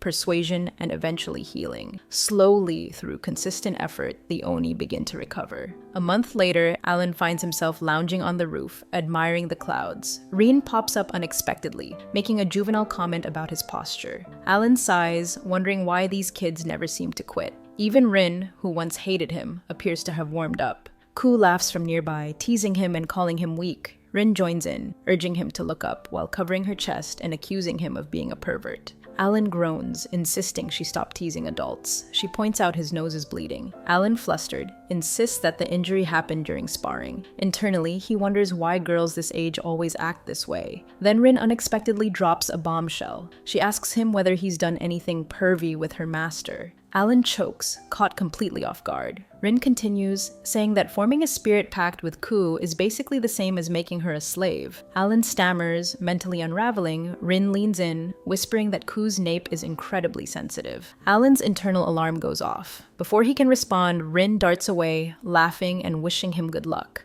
though she doesn't believe he can handle it. Red-faced and dazed, Alan thanks her sarcastically. A warm breeze brushes by. He starts to wonder how Sylphie and the others are doing, whether Neku is still dealing with the Demon Lord. Part of him wants to go home, but this village is so well hidden that even Sylphie might not be able to locate him. His only option now might be to ask Ku to take him back. But his thoughts drift. He begins to wonder if Ku could really be his first. He's heard the rumors, lose your V card and suddenly gain confidence, charisma, even romantic success. Could this be his moment? The possibility excites him. In his mind, he sees a shining road ahead. He sprints to find Ku, his resolve building. When he finally reaches her, he prepares to speak. His expression turns serious. He tells her he has something important to say. Ku listens quietly. Alan has rehearsed this in his head 1,000 times, but now he notices their location. On a cliff. He mentally questions his decision. Of all places, why choose a literal cliff? What if Ku thinks he's crazy? Despite the doubt, he steels himself. He's already come too far. No turning back. He declares that he wants her by his side,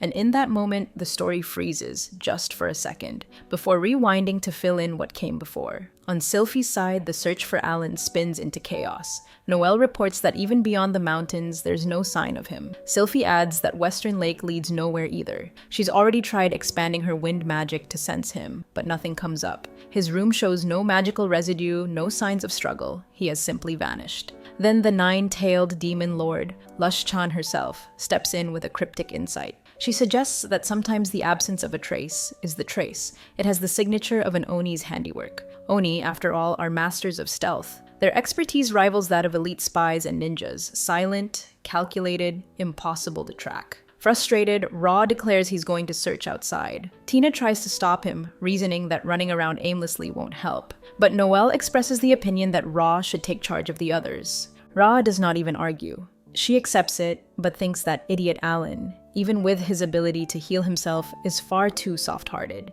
She worries that he might be getting hurt somewhere, and the thought alone frustrates her. Sylphie shares the concern and emphasizes the need for strategy. A coordinated plan takes shape. Elves will search using wind magic, Ra and Niku will collaborate with spider scouts, and the rest will gather intelligence through conventional means. Even with all that, a full month passes with no results. Sylphie, on the verge of breaking down, stares at maps through teary eyes, desperately hoping they haven't overlooked anything. At that moment, someone knocks on the door. She composes herself and allows them in. It's Neku, grinning, confident. The waiting period is over and they finally have something. Sylphie, overwhelmed, demands answers. Neku explains that her demonic eye, clairvoyance, has allowed her to lock onto Alan's location. Sylphie offers anything in exchange, asking only to know where he is. But Neku, always the deal maker, sets a condition. Sylphie must get along with Ra. Though reluctant, Sylphie agrees. With the deal sealed, Neku activates her power and locates Alan's position. She also plans to call in the Nine Tails for backup. Coordinates lock in, Alan is in a distant village just a day's journey away. Sylphie regains her fire, whispering a promise to reach him soon. Now, all timelines converge, just as Alan prepares to confess to Kuo,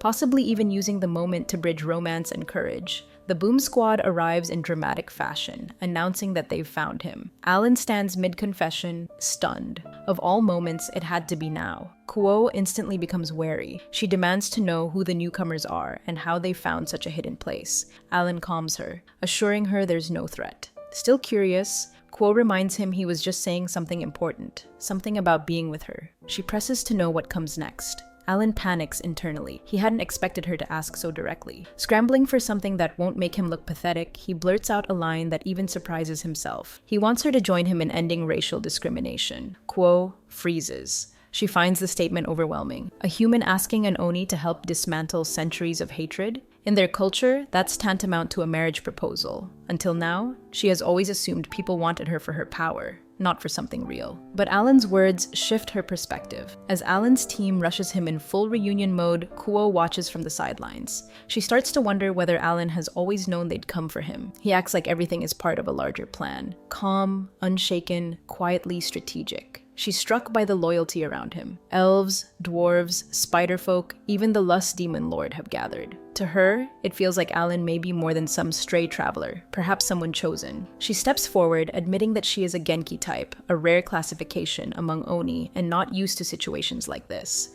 Alan responds with a warm smile. Inside, Kuo finds herself flustered, a feeling she hadn't expected. She points to Alan and solemnly declares that from now on, she'll be with him, forever. Off to the side, Sylphie nearly facepalms. It seems yet another girl has fallen for the Alan trap. Sylphie silently notes that she should probably talk to Kuo before she sneaks into Alan's bed under the illusion they're living in a romance drama. Not out of jealousy, she insists, but as his aide. Alan looks at Sylphie and thanks her for coming, apologizing for the worry he caused. She stares at him for a moment and asks if this was part of his plan all along. He smirks and admits that in a way it was. Sylphie groans, knowing he means every word. His goals, ending famine, dismantling discrimination, aren't just lofty dreams, they're real missions. Things are only going to escalate from here, but for now, she's just relieved he's safe. Later on, Alan finally finds something important thanks to Aurapedia. Aura explains to him that when a man says something like wanting to end racial discrimination to an Oni woman, it is essentially the same as proposing to her. Alan freezes in shock, trying to process it. Even the goddess observing the situation reacts with surprise, wondering if she just missed the best part. A few hours later, Kuo gathers everyone and explains how they ended up in the current situation. She admits that Alan is the one who saves their village, literally risking his life for them. She confesses that she messes up by treating someone that important so poorly, even though he only tries to help. She openly acknowledges her mistake and expresses sincere regret. Alan's supporters respond calmly. They assure her that Alan has already forgiven her and that there are no hard feelings. What matters most now is that everyone is safe and well. Meanwhile, Sylphie drifts into her own thoughts, trying to process the fact that Alan manages to fix everything without using restoration magic as a human. She also reflects on how he gains the trust of ogres who have been oppressed for years. She wonders who this man really is. Alan simply smiles and thanks everyone, claiming that it's finally over. But internally, he questions how much they truly know. He realizes he can't feel or see anything, which unsettles him. The demon lord of lust disappears with Neku like they're running late for something, and the others completely surpass all his expectations. He starts to wonder if he comes off as a total idiot to them. Although he thinks he plays it cool, Sylphie hits him with a comment that makes him cringe. All his dramatic brooding probably looks like the most awkward, edgy act of the year. Then Rin runs up to him, saying she already shows Miss Sylphie and the others to the house. Alan cuts her off quickly, thanking her and offering to help with dinner once he finishes packing. Rin pauses, giving him a sharp side glance. She asks if he's leaving with Miss Sylphie and the others. Alan turns to her with a grin and teases her, asking if she's going to miss him. She puffs up defensively and insists it's not like that. She reminds him of his earlier comment about making her his slave and says she's just curious about what comes next. Alan responds by asking if she would be interested in studying abroad. She blinks in confusion. A month later, Alan returns to the monastery. Quo greets him cheerfully like it's a reunion celebration. Meanwhile, Ren stands there wide-eyed, taking in the surroundings. She marvels at how strange everything feels, how a supposed slave now has her own private house, and how enormous the farm is. Apparently, after some persuasion from Alan, Quo agrees to let Ren and the ogre children come along, but not as slaves. Instead, they're treated more like exchange students. Quite a glow-up. Alan's energy crashes harder than a collapsing stock market. Ever since his return, everyone keeps giving him strange looks, like they're trying not to scream. He walks in awkwardly, greeting everyone and apologizing for making them worry. They welcome him back, saying they're glad he's safe, but their eyes say something else entirely. Alan senses the tension and realizes they must already know everything. With Sylphie's wind magic and Neku's tracking eye, they've probably watched his entire emotional breakdown in full detail.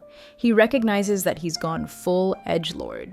As if that isn't bad enough, the goddess watching over him suddenly appears, sassily pointing out that he's still a virgin who constantly thinks about inappropriate things. Alan glares at her, wondering if she has an actual job. She responds that she's working remotely, prompting him to question how even gods get to remote work. She teases him further, and Alan, still bewildered, asks what everyone is doing here so late, assuming the party preparations for the Oni kids must be finished. The goddess, in her usual cryptic fashion, pretends to be intrigued by the mysterious gathering. Alan immediately understands that she wants him to investigate, even though she doesn't admit it outright. Reluctantly, Alan activates his unique spell. Restoration, it turns out, isn't just for fixing things. It can also play back recorded sound within a limited area. 9 seconds, 2 to 3 meters, no replays in the same spot. Desperate, he targets the bathhouse, where Sylphie, Aura, Kuo, and Noel are soaking. Though he knows it's wrong, he listens in. The goddess snickers, congratulating him on his first eavesdropping crime.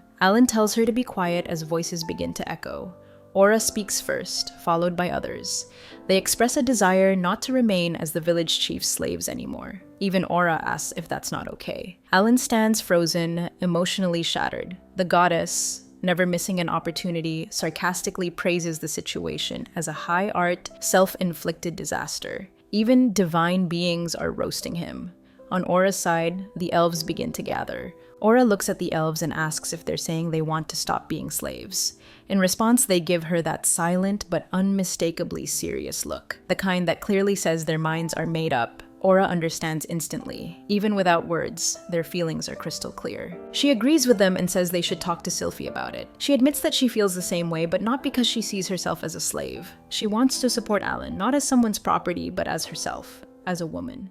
She reflects on Alan's accomplishments, saving their village, earning the Oni's trust, ending famine, and dreaming of a world free of racism. And to her, it's not just big talk. She sees in him the qualities of a true king, even if he does unintentionally play with people's hearts.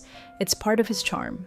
The group walks towards Sylphie's place together. Aura asks Noel and the others if they're here to talk to Sylphie too, and when they nod, she smiles, feeling the bond between them. Without Alan, they might never have even spoken. It's because of him that they're here now. A few minutes later, Sylphie listens as they explain their desire to no longer be slaves. She hears their unified yes, but it's not just agreement, it's charged with emotion. They're overwhelmed by Alan, his presence, passion, and ideals. Sylphie feels it too. Watching him strive for his dreams fills her with admiration and pressure. She no longer wants to trail behind him as a servant, but stand beside him. Alan doesn't command them because he values initiative. He wants them to act of their own will. Looking back, he's always been that way. To follow him, they need 2 things: a strong mind, and solid resolve.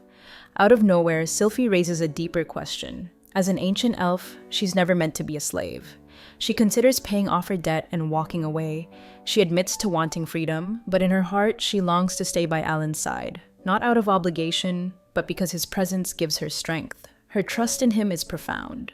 Aura is quietly shocked but inspired. She feels the same way and proposes a plan for everyone. Meanwhile, the goddess mocks Alan, stating the obvious, that of course they want to be free. She questions why he's even listening again and accuses him of becoming a masochist. Time skips forward. Inside the house, everyone decorates like nothing's happened.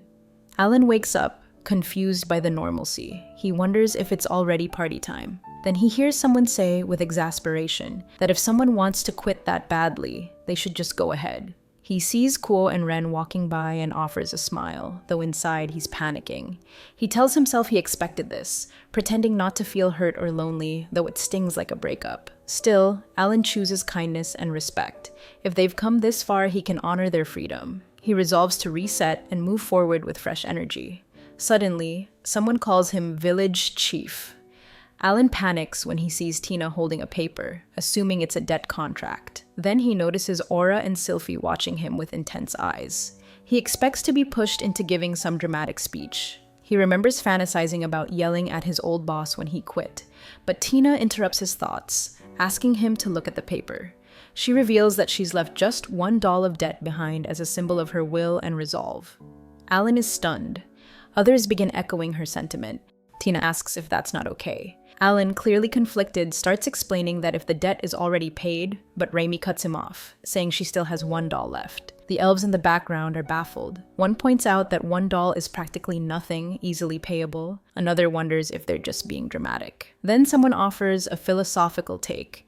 Even a small debt is still a debt, and leaving just a bit maintains the appearance of master and servant to outsiders, while mentally, they're free. Alan stands overwhelmed, realizing the spirit contract still makes him responsible for them, feeding, housing, and making sure nothing burns down.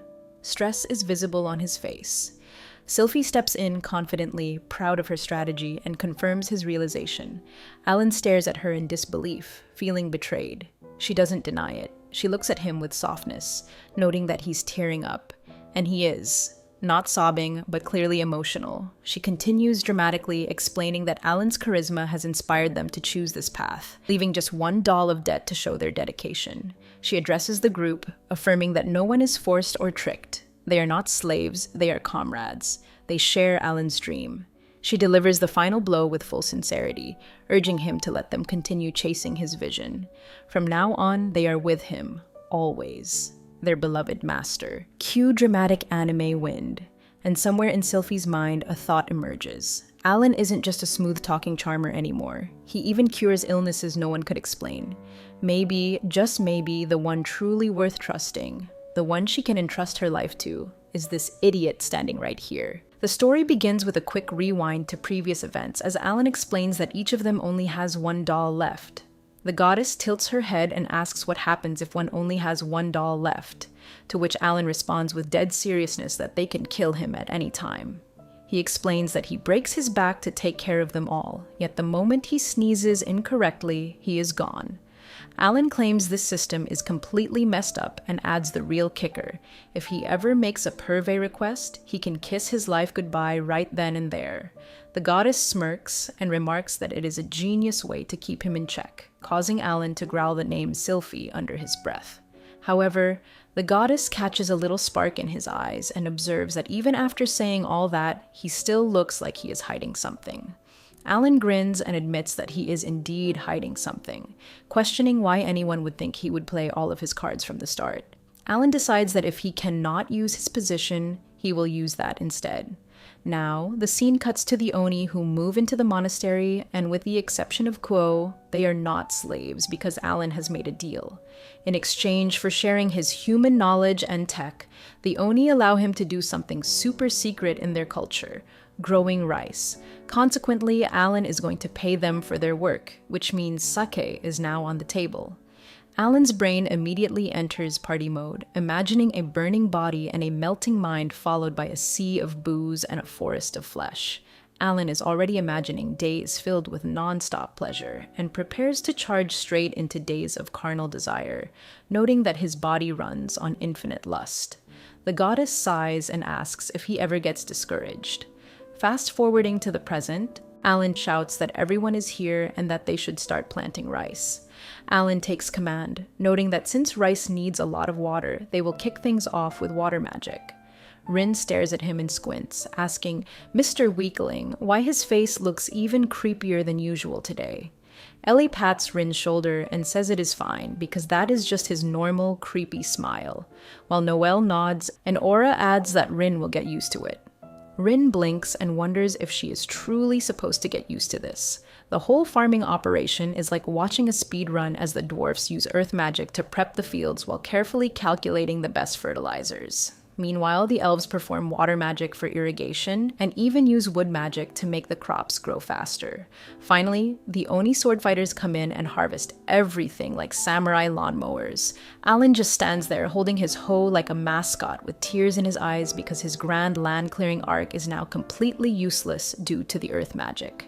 At this point, the hoe is just a prop. But finally, it is Alan's turn for his modern human knowledge to shine. Alan tells Kuo to polish the rice, and the warrior does not hesitate. Alan explains that in sake brewing, polishing rice is called milling, and every second matters for the final product. Consequently, they try different methods, and Kuo's eyes light up as he decides this is worth perfecting. Before they can get deeper into it, Ellie bounces over, and Alan flinches at her voice like a man hearing a ticking bomb. Alan tells her to set a package down, prompting Kuo to tilt his head and ask what it is. Alan proudly introduces the koshika, explaining it is a steamer that uses steam to heat the rice so it soaks up moisture. Finally, Alan moves over to Noelle, explaining that perfect steaming means the outside is firm, while the inside stays soft. Kuo hits Alan with a question out of nowhere, asking if he can ask Alan something. Alan agrees with a simple, as the Oni explains that rice became his people's main food because it did not compete with human crops. Kuo notes that one cannot find rice anywhere today, not even in the imperial capital. And despite the Oni living with the grain for generations, they do not know anything about sake brewing.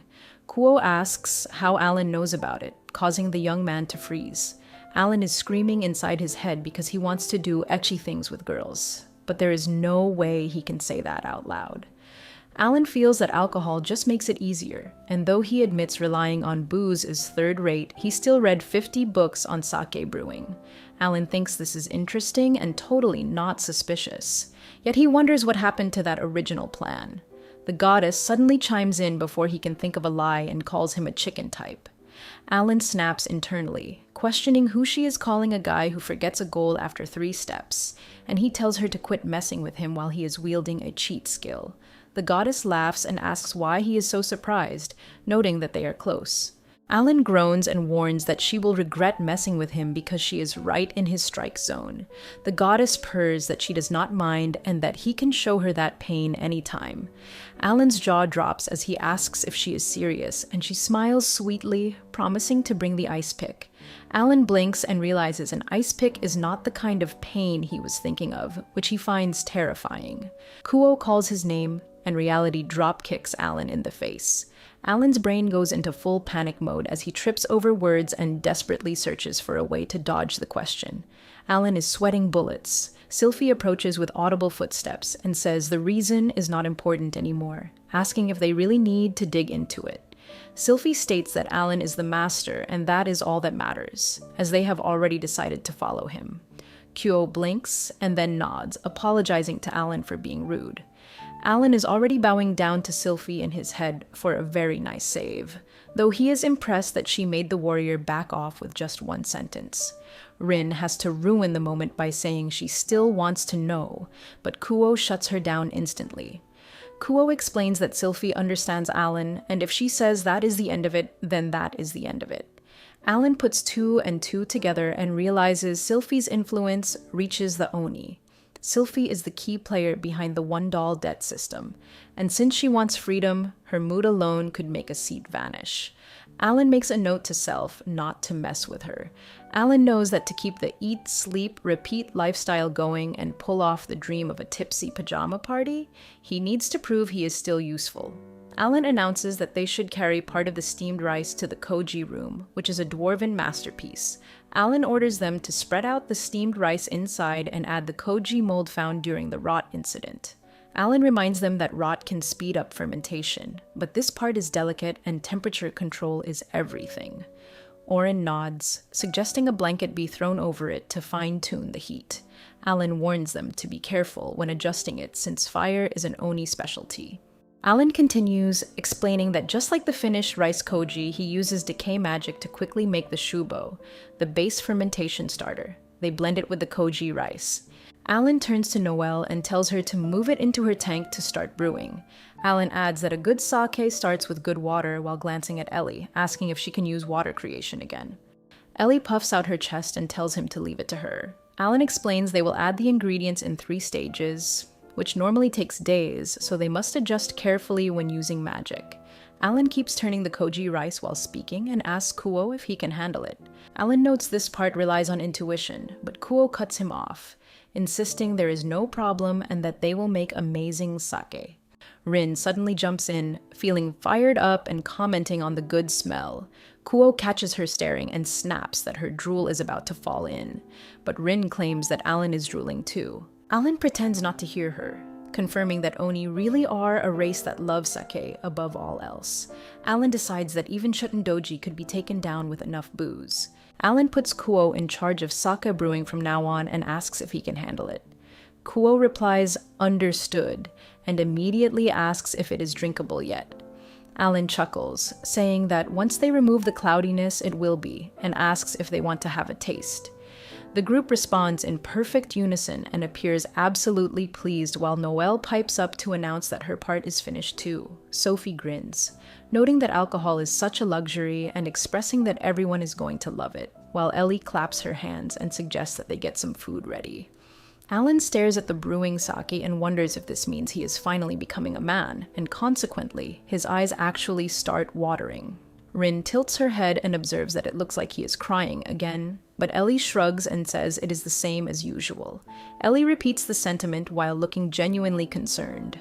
The banquet kicks off a few hours later as Alan raises his cup high, praising everyone's good work and declaring that tonight they celebrate the rice harvest and the start of the sake brewery.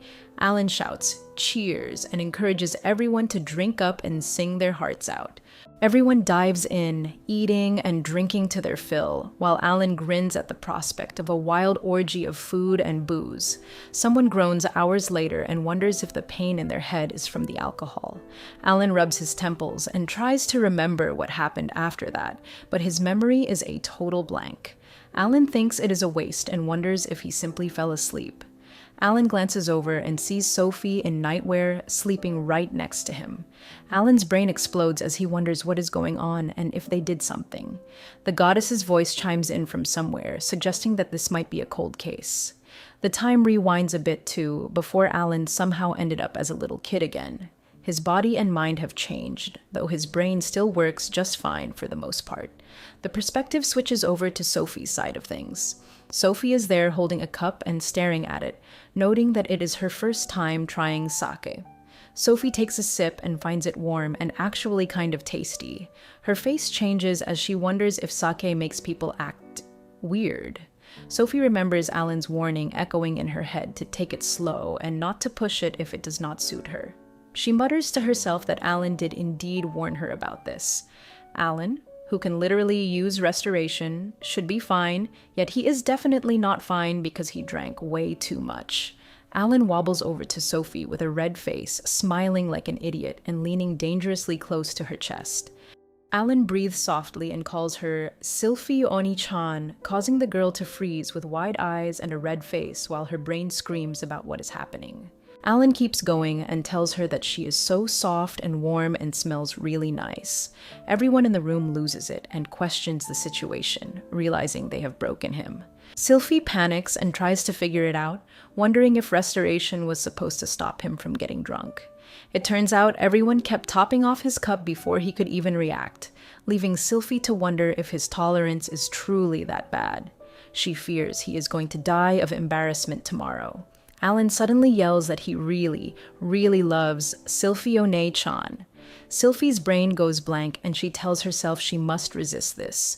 A bubble of smoke appears right when she is about to faint from the chaos. Everyone stands there wondering why Alan is smaller, while Sylphie, now holding a child-sized Alan, stammers that she is doing this to protect his reputation. She claims it is not embarrassing if he is a kid again, but inside, she is totally fangirling over how cute he is. She tries to convince herself she is just drunk. Poor Ellie bumps into a table and sends bottles flying everywhere. Ellie freaks out and apologizes for what she was thinking. But then a calm voice chimes in to tell her there are no worries because the speaker, Noelle, can fix that. Everyone turns around and sees Noelle, the big sister type, casually waving a hand, and consequently, the bottle is back together like magic. Alan's eyes sparkle as he exclaims that it is amazing and tells Noelle that she is so cool. Noelle smirks and says that this kind of thing is easy for her, while asking Alan if he wants to see more and inviting him to her room later. Alan asks if she is serious and says he is coming. But immediately, Sylphie and Aura grab her by the shoulders and tell her no repeatedly. Noelle pulls back and tells them to let him go, while Sophie argues that they do not just do that and must talk about it first. Aura adds that someone is going to lose their temper otherwise, and she pulls Alan close, stating that the master is with her and Sophie right now. Alan just blinks, looks down, and says in an innocent tone that her embrace is so soft. Aura gives a little my smile and asks, "How about using her as a pillow tonight?" which causes Alan's face to light up with a yay. However, Sophie questions her, causing Aura to sigh and ask to be let go. Ra steps in next, rubbing a temple and deciding she will just keep watch until the chaos dies down. Alan, who is now fully in adorable kid mode, sees a spider and tells Ra that Spider-san is so cool. Alan turns to her and asks if she and the spider sleep on webs, and Ra nods as if it is totally normal. Alan gasps and asks if he can try lying on one, consequently leading Ra to grin and agree that they will sleep in her nest tonight. Just then, Kuo yells from across the room and asks Ra where she thinks she is going. Ra tries to move, but she is stuck as she feels the air literally pinning her down. Ra wonders if it is wind magic, noting that it is avoiding Alan but locking her down. Kuo is chilling with Rin asleep on his lap while watching the madness unfold and wondering why everyone is fighting to be near the boy. But then Kuo looks at Alan, who is now smiling sweetly at him, and Alan tells the warrior that his hair is really pretty. Alan bets the clothes from his country would look amazing on Kuo and promises to make them for him, asking if Kuo will wear them for him. Kuo's brain short-circuits, and he says, "Of course," before experiencing an instant nosebleed from the excitement. Alan panics at the amount of blood and asks if he is okay, while in the background, Sylphie, Noelle, Aura, and Ra just stare as if another one has been overwhelmed. Rin wakes up hours later and asks if that is blood and why Alan is smaller. Sylphie sighs and tells her not to worry because it is just a nosebleed. Sylphie carries the sleepy little Alan on her back to his room while mumbling softly that it is time to sleep. Sylphie realizes he is already out cold, and after all that sack-fueled madness, she just stares at the peacefully sleeping boy. Sylphie thinks he must have been exhausted, while noting that if it were not for that one cute little yawn he did, the girls would probably still be competing for his attention. Sylphie finally decides to take him back to his room, and as she gently lays him on the bed, the half-asleep Alan mumbles her name and asks where they are. Sylphie smiles softly and tells him this is his room and he should rest, but Alan asks about her with sleepy puppy eyes. Sylphie is caught off guard and says she will head to her own room, but then the fatal words come as Alan says he wants to stay with her. Sylphie's heart does a little backflip and she mutters that he is unbelievable, yet her face is already melting. A voice suddenly echoes in her head like a guilty conscience, reminding her that they all agreed to take turns and questioning her for sneaking ahead. Sylphie freezes as her brain short-circuits, but Alan looks up at her with big eyes, and consequently, she is done for. Sylphie tells him softly that they will sleep together while inwardly asking everyone for forgiveness. The story shifts back to Alan, who is now wide awake with zero memory of what happened. The goddess's voice echoes teasingly about how terrifying sake is, leaving Alan confused about what she means and why his cheeks are so squishy. Just then, Sylphie snaps him out of it, saying she is sorry to keep him waiting and that they should get him changed to join the others. Alan rubs his eyes and asks what happened last night, but Sylphie gives an awkward smile and says it is better for his dignity if he does not remember. Sylphie wonders inwardly what she herself did last night. Sylphie tries to get him dressed a few minutes later, and though Alan pouts that he can do it himself, he is already dressed in a poof. Alan blinks and realizes the kid clothes fit perfectly, and Sylphie smiles, explaining that Ra and the others made them for him in a hurry. Alan just stands there in shock, wondering if everyone already knows that the clothes were made specifically for him. The scene shifts to the dining hall where Ra and the others are gathered, greeting him like doting aunties. Ra and the group ask Alan if he slept well, what he wants for breakfast, and mention that a new toy has been made for him. Alan stands there thinking that while he does not fully understand the situation, everyone is being remarkably kind. Alan wonders if this is finally the start of a harem life, but before he can process the thought, the ladies begin inviting him to play or nap in their respective rooms. A booming voice asks deep in Alan's mind if he is really not going to react to a situation like this. Alan shouts internally that he is simply trying to stay calm, but then a realization hits. Alan worries that a rotation schedule has been established through the pact and wonders if they have biologically sealed his holy sword. Sophie bends down and smiles sweetly yet suspiciously at him. Sophie apologizes and explains that this way they can safely study and care for him without distractions, asking him to stay in that form for a while. Alan's soul basically leaves his body as he realizes they have created a sustainable plan. Sophie adds cheerfully that he will be back to normal in about 2 months, leaving him frozen. Alan curses Sylphie while questioning the 2-month duration, the pact, and the rotation schedule. Alan clenches a tiny fist and refuses to give up, reasoning that a younger boy is allowed to make slightly innocent but bold requests to older girls. Alan points at them dramatically and says that because he has no strength left, he might ask the ladies to carry him. All the ladies just stare blankly at his objection, until Kuo tilts ahead and asks if that is really okay. Sylphie smiles and says it is a piece of cake, while Aura chimes in that it feels like a reward. Noelle shrugs and says she does not mind doing it for him. Alan's eye twitches as he realizes they are overflowing with motherly vibes, making him wonder how to be happy about this, or what he did to deserve such karma. The goddess's voice whispers again suddenly, offering to help him as well. Alan groans, realizing this 2-month transformation was a planned gift. Alan sighs and accepts the fate of staying employed and making the best of this new life. The door opens just as he accepts this, and a figure enters. Alan looks up with wide eyes and smiles for the first time, because the lady who walked in makes his heart skip a beat. A few days pass since Alan turned into a child, and at this point, he has thrown all dignity and shame out the window. Sylphie has become a temporary nanny because he is tiny now. Alan sits on her lap like a toddler in a VIP seat while she calmly flips through a book. Sylphie mentions updating Aura about expanding into the market for undergarments and personal care products. Alan, still clinging to her, suggests telling Ra and Noelle as well, since those products sometimes require metal parts. Sylphie nods while Alan's brain feels like fireworks. He is internally cheering about being cuddled while she works. Alan realizes that the mind truly follows the body as he becomes more clingy. Sylphie continues reading about the sake category, noting that Kuo is picky and the trading company won't carry it yet. Alan chimes in that the timing is perfect because a new distribution method has been proposed. Sylphie pauses, and meanwhile, Alan tries to grab a cup like a toddler reaching for a cookie jar. Alan explains the plan for Noelle and the others to make glass bottles for the sake. Sylphie blinks and questions if people will buy them if the price gets too high. Sylphie helps him get the cup since his arms are so small, but Alan waves off the concern. Alan explains a recycling system where they collect, purify, and reuse bottles while giving discounts to repeat buyers. Sylphie is impressed by the clever recycling idea and says she will call Noelle and the others through the word on the wind.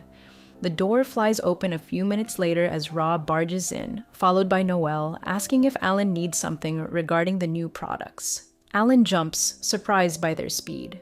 Sylphie pats him and explains that since he cannot use magic, she will relay things as needed. Alan feels a bit left out of the magical network, worrying the boss is being excluded from meetings. Alan officially leaves the field command to Ra and Noelle. Ra acknowledges this, but Noelle reports that the new entertainment Alan requested is finished. Alan's eyes light up, and he tells them to change into casual clothes and meet in his room. Alan reminds himself to remain respectful and not engage in any inappropriate behavior. Alan remembers taking care of Mizuki in a previous life and refuses to become a creep. Alan feels that even after studying law and physics to find a respectful way to admire the lady's fashion, it remains a mystery of the universe. Until he finally discovers the answer. A game where accidental physical contact is practically a feature serves as the center of the chaos, reminiscent of when Alan played it with Mizuki in the past. Mizuki loved the game and made Alan play non-stop while he kept losing. But now, his new child body possesses a charm rating over 100. This means he barely fits into the acceptable category for everyone around him. Alan simply hopes he will not expire from excitement halfway through. Alan explains the rules, stating that one must put a hand or foot on the color the roulette points to, and if one cannot hold the pose, that person loses. To Alan, this is a once-in-a-lifetime golden ticket. Kuo nods, noting that the game needs luck and physical ability, while Aura says it sounds fun. Then the game starts. Sylphie somehow ends up on top of Alan in a tangled pose.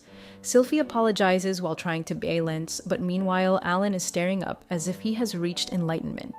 Seeing Sylphie in a china dress with such a view makes him feel truly blessed. Next is Ellie, who accidentally brings her impressive curves right toward Alan's face. Ellie calls it improper and asks for forgiveness, while Alan almost sees his life flash before his eyes, noting that those curves defy the usual laws of physics. Alan's luck runs out when Ra's many legs tangle him like a kitten in yarn. Ra says sorry after making him hit his head, but Alan snaps that having that many legs is a rule violation and cheating. Alan complains that he cannot even see anything, but Ra tells him not to be stingy. Alan lies loudly, claiming he is not being stingy while wondering if Ra actually got embarrassed. Kuo resets the board, and this time Alan ends up on top of Noelle. Alan panics inwardly, wondering what to do, but Noelle gently says not to push, and that he can lean on her. Alan gets confused, wondering if he smells, or if he should care about his restored arms. Noelle stares at him with confusion and then pulls him closer. Noelle mutters softly that Alan is cute, causing his brain to basically blue screen. Kuo announces that Alan is out, and though Alan argues that Noelle fell first, Kuo does not argue and moves to the next round. Alan barely recovers before his luck takes a wild turn again. Kuo is on top of him, her toned stomach right in front of his face, and Alan admires her lean muscles inwardly. Alan thinks that as expected of the strong girl, she is ripped, but still beautiful. Kuo, meanwhile, struggles with the tough pose. The roulette calls for Alan's right hand on blue, and as he moves, his face comes way too close to her stomach. Kuo feels his warm breath and accidentally lets out a soft sound, causing everyone to stare. Kuo's whole face turns red like a roasted tomato, and she jumps up, pointing at him and claiming it is unfair cheating. Kuo sentences Alan to 30,000 laps around the abbey as punishment. Alan shouts that she is a demon, and Kuo snaps back that she is indeed a demon. Alan mentally calculates the chances of survival, grateful at least for his regeneration ability. Rin speaks up, saying it was the master's fault, which makes Alan gasp. Rin is not done and claims to understand the game completely. Then, she suddenly shows off her attire in a way that makes Alan malfunction. Ellie claps and says Alan-sama lost again, while Rin calls him a weakling. Alan knows Rin is right, but he feels defeated by the sheer power of the moment. Even the goddess in Alan's mind teases him, asking what he was planning to do in that powerless mode. And so the chaotic twister match ends. Alan sips a drink afterward, grateful to have survived, even if his internal excitement stayed quiet. Noelle calls Alan just as he is recovering and asks to talk. They sit very close, and Noelle asks if searching for groundwater here is okay. Alan tells her they should stick to the forest area borrowed from Neck and Ra.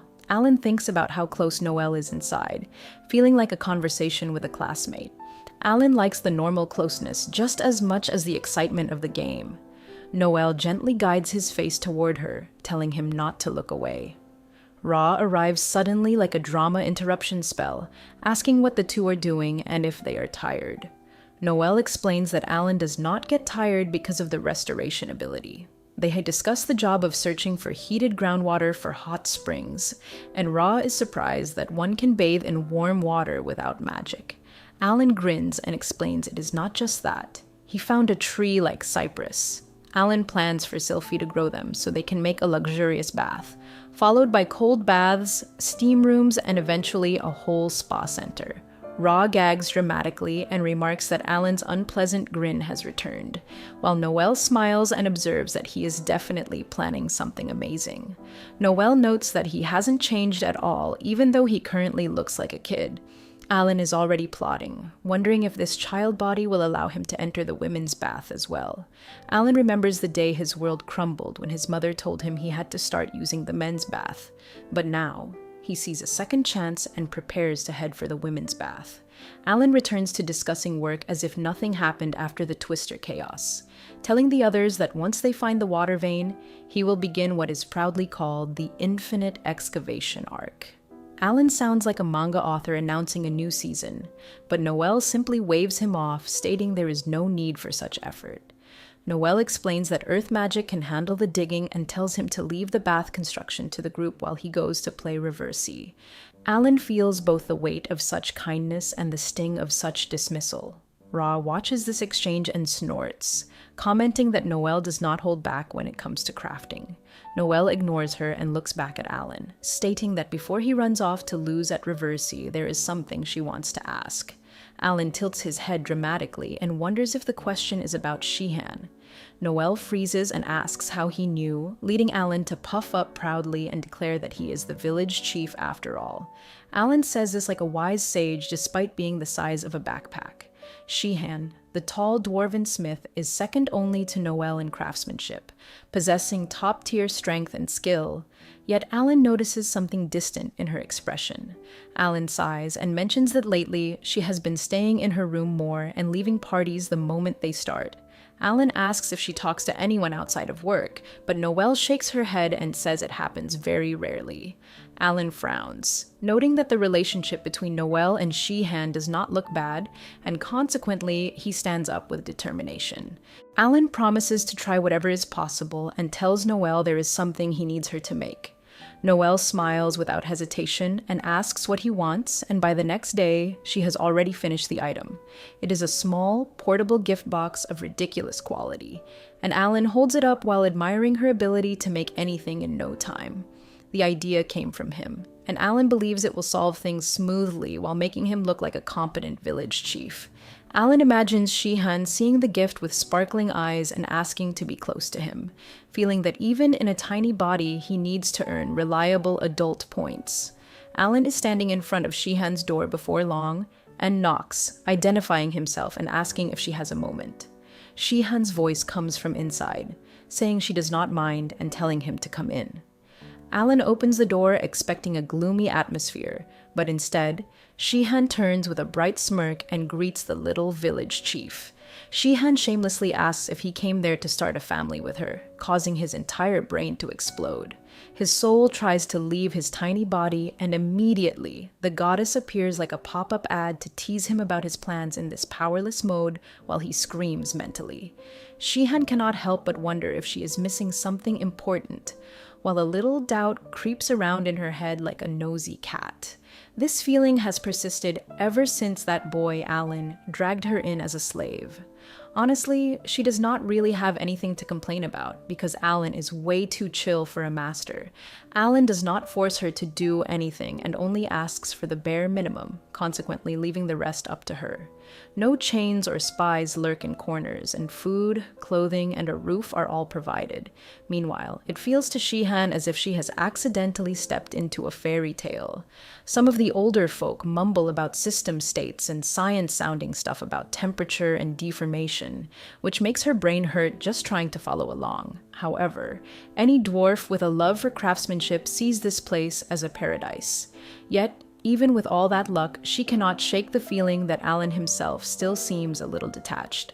Shihen wonders if it is really okay for her to be here, but just then, Alan waltzes into the private room and breaks the train of thought.